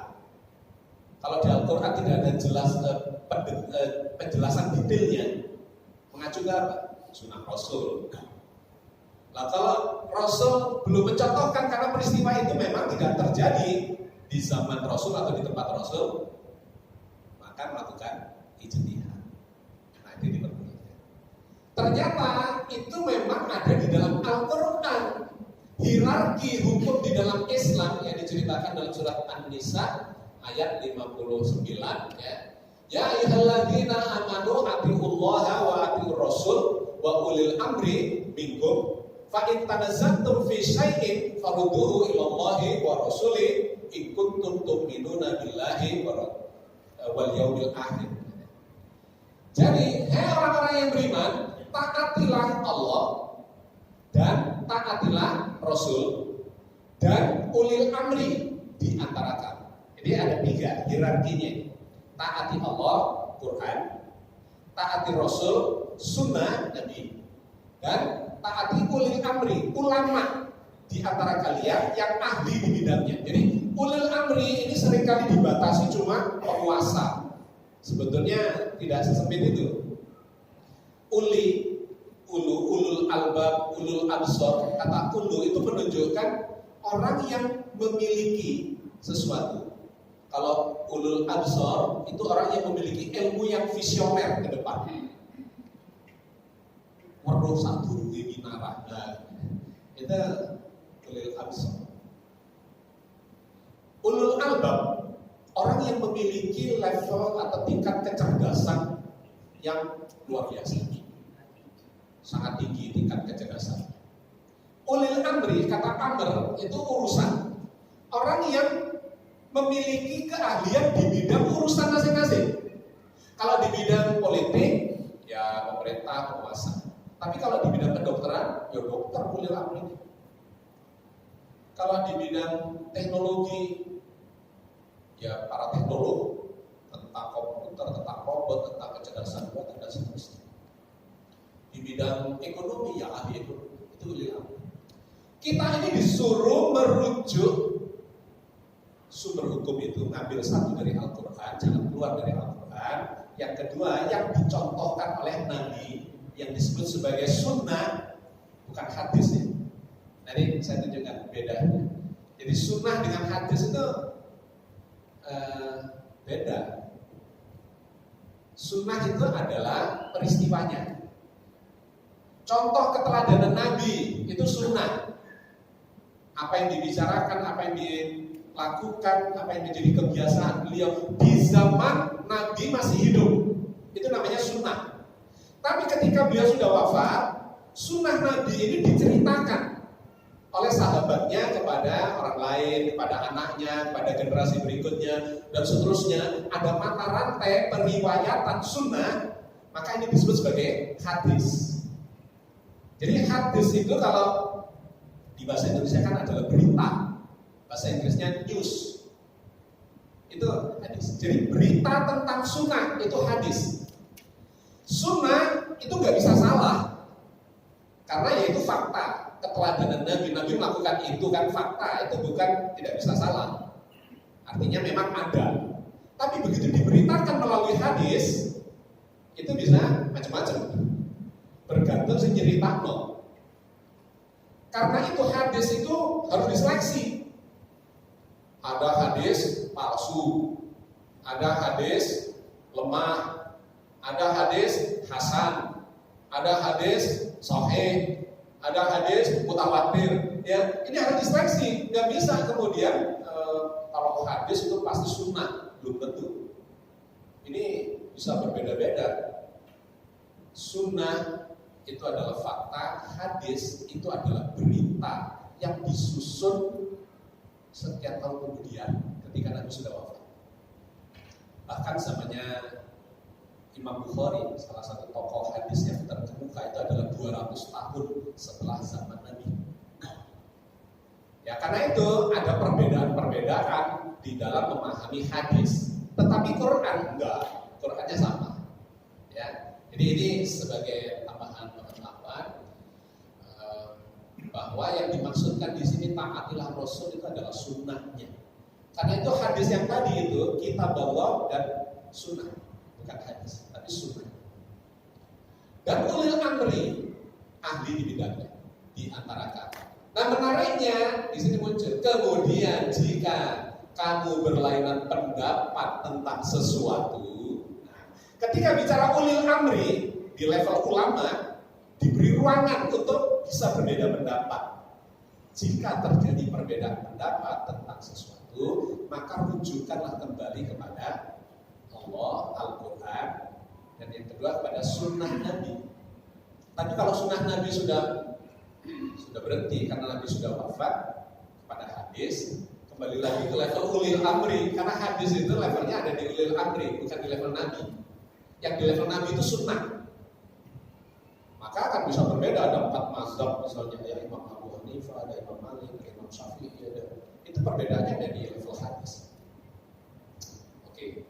Jadi ada ruang perbedaan itu, kembalikan akhirnya ya kepada ujung-ujungnya kepada Al-Quran. Gak boleh keluar dari Al-Quran Al-Karim. Jika kalian benar-benar beriman kepada Allah dan hari kemudian, artinya tanggung jawab loh, nanti ada hari kemudian, nanti diadili. Jangan sembarangan ulil amri itu membuat fatwa-fatwa, akan mempertanggungjawabkan. Yang demikian itu lebih utama, lebih baik bagimu, ya, dan lebih baik akibatnya. Oke. Nah terkait dengan sunnah Nabi itu melarang menulis sunnah di zamannya. Ini hadis telah menceritakan kepada kami Haddam bin Khalid al-Asdi telah menceritakan kepada kami Hammam dari Zaid bin Aslam, dari Atha bin Yasar, dari Abu Sa'id al-Khudri. Rasulullah SAW bersabda, janganlah kalian menulis dariku, barang siapa menulis dariku selain Al-Quran, hendaklah dihapuskan. Dan ceritakan saja dariku dan tidak ada dosa. Barang siapa berdusta atas namaku, Hammam berkata, kira ya Zaid berkata, dengan sengaja, maka hendaklah menyiapkan tempatnya di neraka. Muslim nomor 5320. Nabi melarang menulis sunnah. Di zaman beliau masih hidup. Kenapa? Ditakutkan merancukan Al-Quran yang sedang turun diwahyukan. Kata Nabi, jangan menulis selain berita Al-Quran. Bahkan catatan terkait dengan ayat Al-Quran saja jangan. Karena nanti itu dianggap ayat. Yang boleh ditulis hanya ayat-ayat yang turun, dihafal oleh Nabi, dihafalkan oleh sahabat, dituliskan oleh sahabat. Itu adalah ayat-ayat Quran saja. Selebihnya dilarang ditulis. Ini dalam kajian yang lebih detail, itu sampai ke zamannya Khulafaur Rasyidin. Abu Bakar masih melarang, Umar bin Khattab masih melarang, Utsman bin Affan barulah menuliskan, membuat mushaf Al-Quran. Nah setelah itu zamannya Ali ramai, tidak stabil dunia kekhalifahan politik pada waktu itu. Baru setelah itu di zamannya Bani Umayyah barulah muncul upaya-upaya untuk menelusuri, dan puncaknya di Bani Abbasiyah kira-kira 200 tahun setelah zamannya Nabi barulah terjadi penelusuran hadis itu. Karena itu mata rantai ini, menurut si A, dari si B, dari si C, dari ini sampai ke Nabi. Itu dulu Nabi begini, itu hadis. Tapi diriwayatkan oleh Imam Bukhari belum tentu sama dengan Imam Muslim. Diriwayatkan Bukhari Muslim belum tentu oleh Imam Daruqutni, Ibnu Majah, Tirmidzi, ya Imam Ahmad dan seterusnya. Itu bisa beda-beda karena memang penelusuran. Nah ini kadang-kadang bagi yang tidak mengerti, saya ini kadang dia bagus di Karsuna, cerita ini. Ya, hadis itu tidak pernah diverifikasi kepada Nabi karena Nabi sudah wafat. Yang mensahihkan hadis itu bukan Nabi, tapi para periwayatnya. Maka itu sahih menurut Bukhari, sahih menurut Muslim, sahih menurut Imam Ahmad bin Hanbal, sahih menurut Imam Malik dan seterusnya. Nah di situ terjadi perbedaan. Karena itu ayatnya mengatakan kalau terjadi perbedaan, kembalikan ke sunnah. Tapi kalau Rasul sudah nggak ada, ya kembalinya ke Al-Quran. Dulunya saya tetap berbeda, ya tanggung jawab pun di akhirat. Gitu loh, caranya Al-Quran itu luar biasa. Hierarkinya itu luar biasa. Oke. Nah, Al-Quran ini loh yang luar biasa, otentik dan sahih. Kesahihannya itu dijamin oleh Allah di dalam Al-Quran. Dalam surat Al-Hijr ayat 9, Inna nahnu nazzalna dzikra wa inna lahu lahafiz. Sesungguhnya kamilah Allah yang menurunkan Al-Quran, dan sesungguhnya kami benar-benar memeliharanya. Menarik, ayatnya menggunakan kata kami, bukan aku. Ya, Al-Quran itu kadang menggunakan kata aku untuk Allah atau kami. Kapan Allah menggunakan kata aku, kapan menggunakan kata kami? Allah menggunakan kata aku ketika Allah menceritakan eksistensi dirinya, otoritasnya yang tidak terbantahkan. Misalnya, aku Allah, itu gak akan menggunakan kami Allah, gak ada. Innani anallah fa'budni aqimis sholata lidzikri, itu menggunakan kata aku. Innani anallah, sesungguhnya aku adalah Allah, fa'budni, maka sembahlah aku. Gak akan menggunakan sembahlah kami, itu gak akan. Karena kalau kami nanti ini melibatkan atas tidak tahu gitu ya. Fa'budni, Wa aqimis sholata lidzikri, dirikanlah sholat untuk mengingat aku. Itu pasti menggunakan kata aku. Tetapi ada peristiwa-peristiwa yang menggunakan kata kami. Kapan itu? Yaitu ketika Allah melibatkan pihak lain.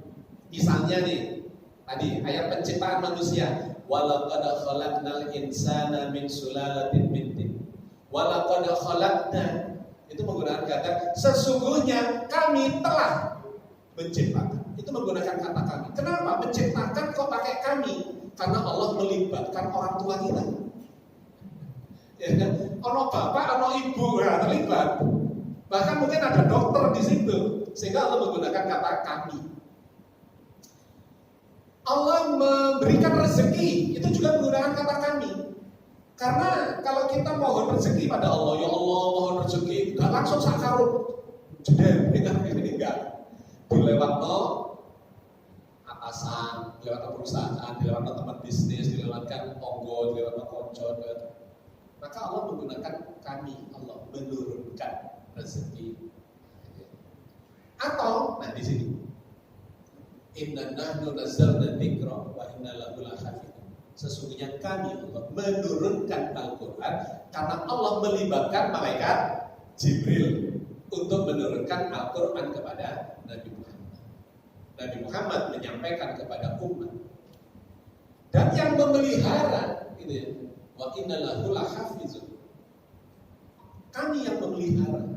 Karena itu melibatkan malaikat Jibril, dihafal Nabi Muhammad, dihafal oleh para sahabat, disampaikan kepada kita semua, kita ikut memelihara. Keunikan Al-Quran itu adalah satu-satunya kitab suci yang bisa dihafal. Kalau tandingan di dunia ini, kitab suci yang bisa dihafal ada. Al-Quran ini luar biasa. Ada cili-cili hafal surat, satu juz, 30 juz. Satu-satunya bisa dihafal. Sehingga terjadi mekanisme cek, recheck, ya, check and control pada Al-Quran ini. Kemudian dituliskan, tulisannya itu dipalsu, ya, bedik-bedik nakal-nakal yang mau menyesatkan, ditambahi alif, ditambahi huruf ini, ditambahi kata itu, iso dicetak kok. Tapi karena yang hafal itu banyak, mesti ketemu. Ini kakean, ini kurang, ini luar biasa. Inna nahnu lahafidz. Sungguh kamilah yang memeliharanya. Sudah 14 abad lebih, itu tetap otentik. Dan yang menarik baru ditemukan ini manuskrip Birmingham. Ini adalah lembaran Al-Quran dari zaman Rasulullah. Menariknya yang menemukan bukan umat Islam, tapi ilmuwan-ilmuwan di Universitas Birmingham di Inggris menemukan lembaran, ya beberapa lembar yang sudah sebagian sobek-sobek, tetapi sebagian besarnya masih bisa dibaca.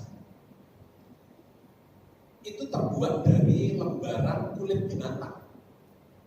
Jadi selama ini banyak ya Al-Quran dari zaman-zaman sebelumnya, tapi mentok yang paling tua itu manuskrip Yaman, yang di situ terjadi perdebatan panjang dan tudingan dari para ilmuwan sekuler yang mengatakan Quran ini gak asli yang sekarang ini. Yang kita terima ini adalah dari zamannya Utsman bin Affan, maka disebut sebagai Mushaf Utsmani. Sebelum Utsman bin Affan ke belakang berarti ada Umar bin Khattab, ada Abu Bakar, ada Nabi. Ini menurut mereka Kisru dan baru dibukukan di zamannya Utsman bin Affan. Kebetulan di mushaf di manuskrip Yaman itu di sana ditemukan perbedaan-perbedaan, orang sing dicoret, orang sing segala macam, bahkan benar. Jadi Quran ini nggak otentik seperti di zamannya Nabi. Tahun 2015 ditemukan oleh ilmuwan Birmingham. Mereka ini sebetulnya sudah lama, hampir 100 tahun atau sudah puluhan tahun yang lalu. itu membeli Quran yang ada di pasar loa, di mana-mana dikumpulkan di kawasan Timur Tengah, digawa nang Inggris, dilebono museum, diteliti satu, dilala pada tahun 2015 ada satu lembaran yang menarik hati mereka. Bahannya bukan dari kertas, tetapi dari lembaran kulit binatang yang sudah dipres menjadi seperti lembaran kertas begitu. Terus ada tulisan surat-surat dalam Al-Quran yang masih utuh dibaca itu adalah surat Toha. Nah, ketika diteliti kemudian dites namanya dengan teknologi penanggalan karbon, karbon dating, untuk menentukan usianya berapa ini lembaran ini.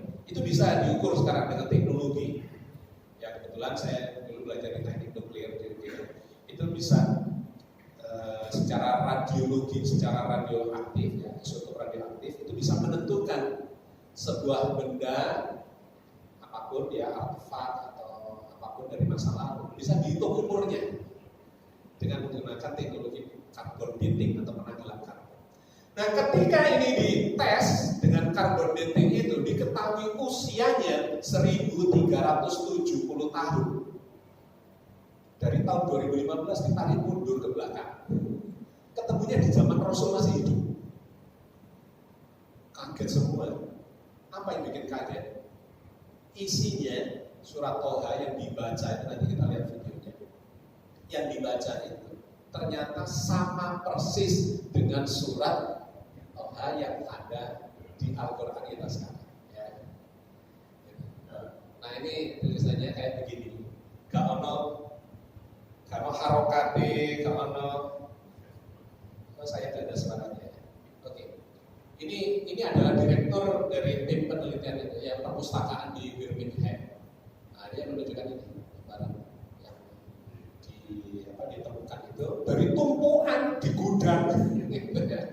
Yang dilalah baru ketemu tahun 2015 itu. Dan menariknya karena yang menemukan adalah non-Muslim, maka orang percaya. Lek sing nemono wong Muslim, alah bojo iki ngono. Iki sing nemono non-Muslim ini malah profesornya, ya. Ini adalah profesor tentang keislaman. Dia berbicara membuktikan benar ini secara penanggalan karbon itu memang muncul dari zamannya Nabi, dan tulisannya ini tulisan di zaman itu sing durung ono harokate iku. Lek gak iso maca nih ya arah gondol gitu ya. Lek gak iso maca nih bahkan gak ada titiknya. Gak iso bedakan antara ba dengan ta dengan sa dengan nun, bingung. Tapi karena itu dihafalkan, cara bacanya begini, maka menjadi bisa gitu ya. Ini guru besarnya membenarkan, benar itu. Gitu. Nah, ini yang meneliti usianya ya dengan penanggalan karbon, ya, Dr. Alba Fedli. Jadi dia satu tim tes, benar ini usianya ada di sekitar Nabi Muhammad masih hidup. Ingat cerita lembaran surat Toha yang dibawa oleh adiknya Umar bin Khattab, ya, yang menjadi dia masuk Islam. Nah ini konsumen ini adalah kayak Islamic Center ya di Inggris tadi. Nah ini salah satu ustadznya yang benar membacakan, dibaca sama dengan Quran sekarang. Oke, ya. Jadi Bapak dan Ibu sekalian, inilah cara Allah memelihara Al-Quran ini otentik sejak zaman Rasul sampai sekarang ini bisa dihafalkan untuk meng-cross check dan recheck dari tulisan-tulisan atau yang dicetak di berbagai negara yang mungkin dimalsukan dan sebagainya.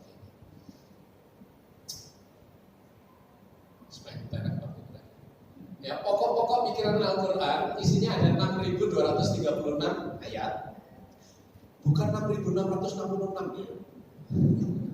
Biasa katakan berapa isinya Al-Quran? 6.666. Bukan. Nanti bisa dicek di jumlah sendiri.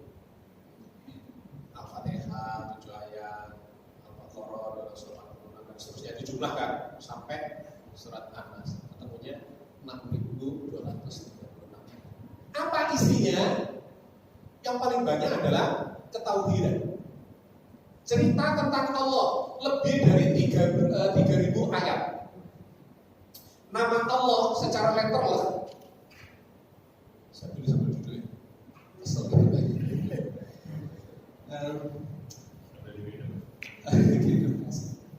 Jadi nama Allah itu secara letterless disebut di dalam Al-Quran lebih dari 2.800 kali. Tetapi cerita, informasi tentang Allah yang tanpa menyebut Allah, tapi menggunakan kata dia, gitu ya, misalnya, atau aku, atau Ar-Rahman, Ar-Rahim, dan seterusnya, Asmaul Husna. Itu kalau jumlah semuanya lebih dari 3.000. Jadi kira-kira separuh dari isi Al-Quran itu adalah tentang Allah. Pak, ini penting. Semakin banyak itu diberitakan oleh Al-Quran, maka itulah sesungguhnya harus mendapat perhatian lebih banyak. Karena itu, tauhid itu pondasi di dalam Islam. Kalau tauhidnya salah, semuanya salah. Sholatnya salah, puasanya salah. Kenapa? Karena lantas tidak karena Allah. Saya pernah dikritik teman karena mengatakan inti pelajaran Islam itu ya Allah, tauhid, sedangkan ibadah itu kembangan. Lupa kembangan. Sholat, puasa, zakat, haji itu cuma cara untuk apa? Mendekatkan diri kepada Allah. Jadi kalau pondasinya udah benar, maka semua ibadah itu lillahi ta'ala. Tapi kalau enggak, itu bisa meleset. Saya tanya ya Ibu, suka sholat tahajud atau suka sholat duha, Bu? Suka ya? Bapak dia, sholat duha. Supaya apa? Sering kita dengar apa? Ayo sholat duha biar banyak rezeki ya. Gak salah, Pak. Gak bahaya, Pak. Salat itu apa? Untuk apa? Ya, ketemu Allah. Ceritakan, saya tulis satu buku tersendiri, khusyuk berbisik-bisik dengan Allah. Kata Al-Quran, aqimis sholata lidzikri, dirikanlah sholat untuk berzikir kepada. Jadi sholat itu zikir khusus untuk mengingat Allah. Di ayat lain, wasta'inu bisabri wassalat, minta tolonglah, berdoalah kepada Allah dengan sholat. Sholat itu berdoa. Kalau sholatnya enggak berdoa di dalam sholat, makanya ada Allahumma gfir, ada mohon ampun, mohon rezeki, mohon kecukupan, mohon ya sehat, mohon segala macam. Itu di dalam sholat. Mohon dikasih petunjuk jalan yang lurus, semuanya di dalam sholat. Tapi banyak umat Islam di dalam sholatnya nggak berdoa, berdoanya setelah sholat. Lu pada perintah Al-Qur'annya wasta'inu bisabri wassalat. Jadi bayangan kita sholat itu adalah kewajiban. Terus logikanya, ya Tuhan, saya sudah memenuhi kewajiban, mari sholat dungo lah. Sekarang giliranku, gitu. Doa yang paling mustajab ya di dalam sholat itu sendiri. Minta dikasih jalan yang lurus, jalannya orang yang diberi nikmat, bukan jalannya terus. Doa ini sudah ditambah rukuknya, ditambah itidalnya, kadang ditambah ya doa kunut, ditambah doa segala macam. Sampai sujud terakhirnya, sampai setelah tahiyat, doa di sini. Tapi kita tidak menjiwai doa itu dan menganggap itu cuma sebagai kewajiban. Nah setelah sholat itu doa itu bohong. Kayaknya ada yang salah deh, yang harus ya ditambahkan sederhananya tidak sepenuhnya salah, karena berdoa di luar sholat itu juga baik ya. Tapi sholat aja sampai nggak dungo gitu mas. Sholat itu juga untuk bersyukur. Inna a'tainaka kautsar fasholli li rabbika. Sudah begitu banyaknya nikmat diberikan, maka sholat. Jadi sebenarnya ibadah itu media untuk menuju kepada Allah. wujudnya adalah Allah. Sejak awal la ilaha illallah. Akhirnya ya la ilaha illallah. Di dalamnya proses untuk membuktikan komitmen la ilaha illallah menjadi kenyataan praktek la ilaha illallah. Kan gitu beragam. Maka isi yang paling banyak adalah tauhid. Yang kedua barulah tentang alam semesta. Ada lebih dari 800 ayat-ayat kauniyah, ayat-ayat ilmu pengetahuan tentang langit, tentang bintang, tentang galaksi, tentang planet, tentang matahari, bulan, dan sebagainya. Tentang hujan, tentang awan, tentang gunung, tentang lembah, tentang segala macam. Itu ada kira-kira lebih dari 800 ayat. Ilmu pengetahuan, nomor 1 tauhid, nomor 2 ilmu pengetahuan, nomor 3 baru fikih peribadatan. Cuma sekitar 150-an ayat. Perintah tentang puasa, tentang sholat, tentang zakat, tentang haji, ya. Itu kalau dijumlahkan tentang beberapa ibadah muamalah, tentang hubungan kemanusiaan, fikih rumah tangga, fikih ya segala macam, fikih wanita, fikih itu cuma 150-an. Baru yang selebihnya itu tentang sejarah, tentang akhlak, sosial, politik, ekonomi, dan hubungan hubungan nas. Jadi beragama itu poin pentingnya ada di ketauhidan. Allah, Allah, Allah, Allah, Allah. Sholat ujungnya Allah, puasa ujungnya Allah, zakat ujungnya Allah, semuanya ujungnya Allah, Allah, Allah. Makanya disebut muslimun itu sudah berserah. Ya, jadi pokok-pokok pikiran Al-Quran. Nah, ini bagian-bagian akhir ya.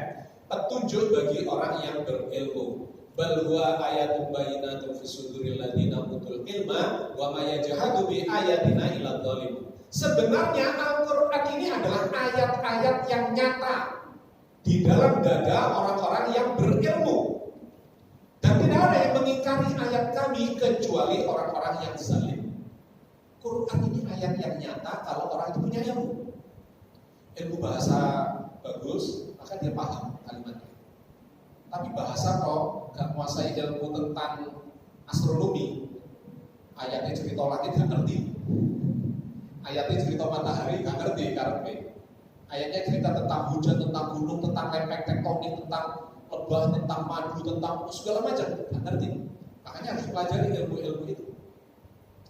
Tapi begitu dia menguasai ilmu itu, kedokteran, ilmu politik, ilmu ekonomi, ya, sosial dan segala macam, astronomi, kosmologi, biologi, fisika, kimia, barangkali pojok Quran itu nyata, ayat-ayatnya nyata di dalam dada orang-orang yang berilmu. Al-Ankabut ayat 49. Hanya orang yang berilmu yang bisa memahami. Dan perumpamaan-perumpamaan ini kami buat untuk manusia dan tidak ada yang memahami kecuali orang yang berilmu, orang yang ahli.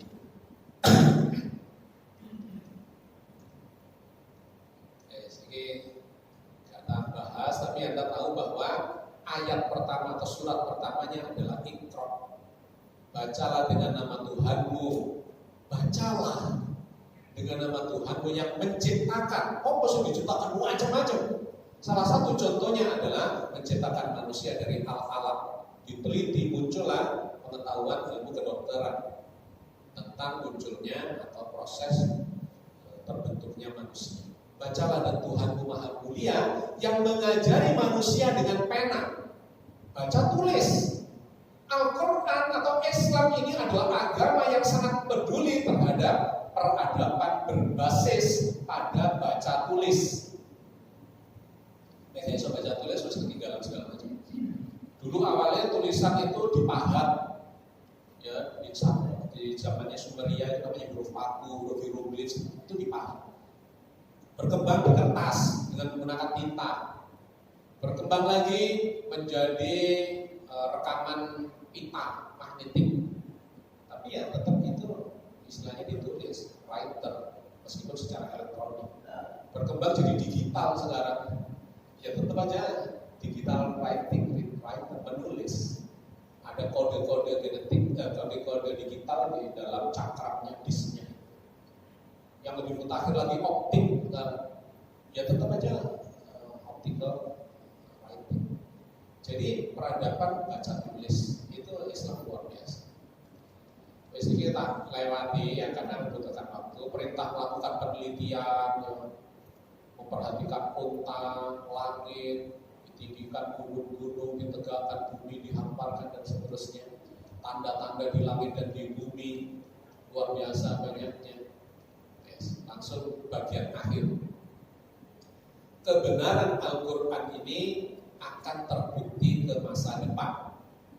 In huwa illa dzikrul lil alamin wa la ta'lamunna naba'ahu ba'dahin. Al-Quran ini tidak lain hanyalah peringatan bagi semesta alam. Mau diikuti monggo, gak diikuti ya monggo. Islam sama sekali tidak memaksa seseorang untuk mengikuti agama ini. Kalau dianggap bermanfaat, dianggap ini berguna, dianggap ini menyelamatkan, membahagiakan, silakan ikut. Sehingga di ayat lain dikatakan la ikraha fiddin, tidak ada paksaan dalam beragama ini. Mau kafir silakan, mau jadi orang baik silakan, mau jadi kriminal, jadi sembarang kali sakar. Tidak mengganggu keagungan Tuhan sedikit pun. Allah tetap Tuhan yang Maha Agung, Maha Esa, Maha segala-galanya. Wong sak dunya kafir, Allah yang tetap Tuhan. Karena itu kata Al-Quran, gak usah dipaksa-paksa, percuma. Dikongkon sholat, ya sholat tapi hatinya gak sholat. Bukan itu. Disuruh puasa, ketoknya poso, ya, tapi ya gak poso. Munggah ngaji, umroh, alah paling ya menghindari KPK. Macam-macam lah ya. Terus gak usah dipaksa. La ikraha fiddin. Tidak ada paksaan dalam beragama. Qad tabayyana ar-rusydu minal ghayy, karena sudah jelas antara yang baik dengan yang buruk. Itu menggunakan kata qad tabayyana ar-rusydu, tabayyun. Beragama ini tabayyun. Kayak gini disampaikan, nanti silakan jenengan tabayyun, klarifikasi. Ala bagus bener itu. Informasi di datanya, ayatnya, itu harus ditabayyunkan. Coba percaya nah. Coba percaya langsung percaya pada seorang, ditabayyunkan sampai paham betul, sampai jelas ya, ilmunya jelas.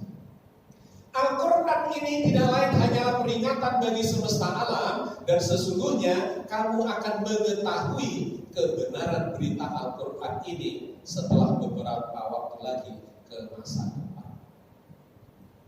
Wala ta'lamunna naba'ahu ba'dahin. Berita-berita Al-Quran ini akan terbukti ba'dahin setelah ini. Di zaman dulu, setelah ini ya zaman kemarin ini. Sekarang ini, setelah ini ya besok, lusa, tahun depan, abad depan, dan seterusnya. Semakin lama akan semakin banyak muncul bukti-bukti kebenaran Al-Quran. Sampai ke zaman akhir. Bapak dan Ibu sekalian, inilah yang diwariskan oleh Nabi kita, Nabi besar Muhammad SAW, yang menjadi pegangan hidup bagi kita, membahagiakan, menyelamatkan, yang mencukupkan dan seterusnya di dunia akhirat. Saya cukupkan sampai di sini. Saya nggak tahu masih berminat untuk klarifikasi atau kita cukupkan, saya kembalikan. Kalau ada bertanya satu dua. Baik, Bapak Ibu, ini pengajian yang cukup lama, tapi saya sendiri secara pribadi menganggap daging gabe. Tapi sekalipun begitu, kalau ada pertanyaan, kalau malam ini makanan sudah kita punya forum untuk dialog dari takmir dengan jamaah, dengan nomor yang sudah tertera di papan pengumuman. Jadi Ustadz, Gus, saya rasa harus didukung. Kalau dipaksakan latih kroha, tetapi tidak untuk kemungkinan kalau ada pertanyaan, monggo pakai nomornya takmir, nanti kita bisa akan sampaikan. Satu aja.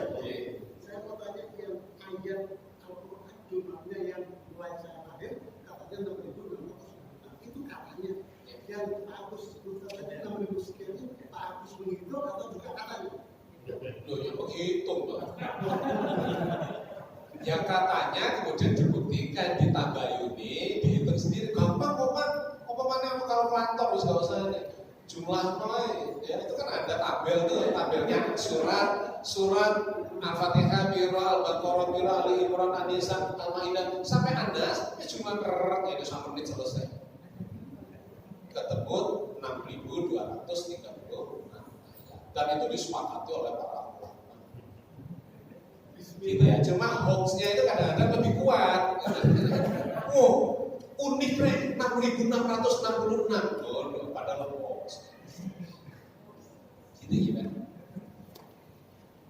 Gitu, Bapak dan Ibu sekalian ya kita biar nanti di tes sama Pak Faisal supaya gitu duit doa di dino. Lumayan lah. Begitu ya bapak-bapak. Iya. Ya, jadi saya sengaja dalam kajian-kajian selalu memancing pemikiran untuk menghidupkan kembali. Jadi jangan kemudian apalagi di era informasi kayak begini, Bapak Ibu, Anda mau mengikuti siapa di internet itu? Ya kalau nggak menggunakan akal sehat dan tabayun, cari nih kiai itu ngene, si kiai itu sejimane, Habib iki betul mana ustaz itu ya, silakan kata Al-Qur'an wa may yadhakkaru illa ulul albab, dan tidak bisa mengambil pelajaran dari dalam Al-Qur'an ini kecuali orang-orang yang menggunakan akal. Mudah-mudahan Allah senantiasa membimbing kita di atas jalan yang diridhoinya, jalannya orang-orang yang diberi nikmat, bukan jalannya orang-orang yang dimurkai, bukan jalannya orang yang disisihkan. Allahumma rabbana la tuzigh qulubana ba'da idh hadaitana wa hab lana min ladunka rahmah innaka antal wahhab. Rabbana la tu'akhidhna in nasina aw akhtana. Rabbana wa la tahmil 'alaina isran kama hamaltahu 'ala alladhina min qablina. Rabbana wa la tuhammilna ma la taqata lana bih wa'fu 'anna waghfir lana warhamna anta maulana fansurna 'alal qawmil kafirin. Rabbana atina fid dunya hasanah wa fil akhirati hasanah wa qina adzabannar wa qina adzabannar wa qina adzabannar. Subhana rabbika rabbil izzati amma yasifun. Wassalamu ala mursalin walhamdulillahi rabbil alamin. Assalamualaikum warahmatullahi wabarakatuh. Waalaikumsalam warahmatullahi wabarakatuh.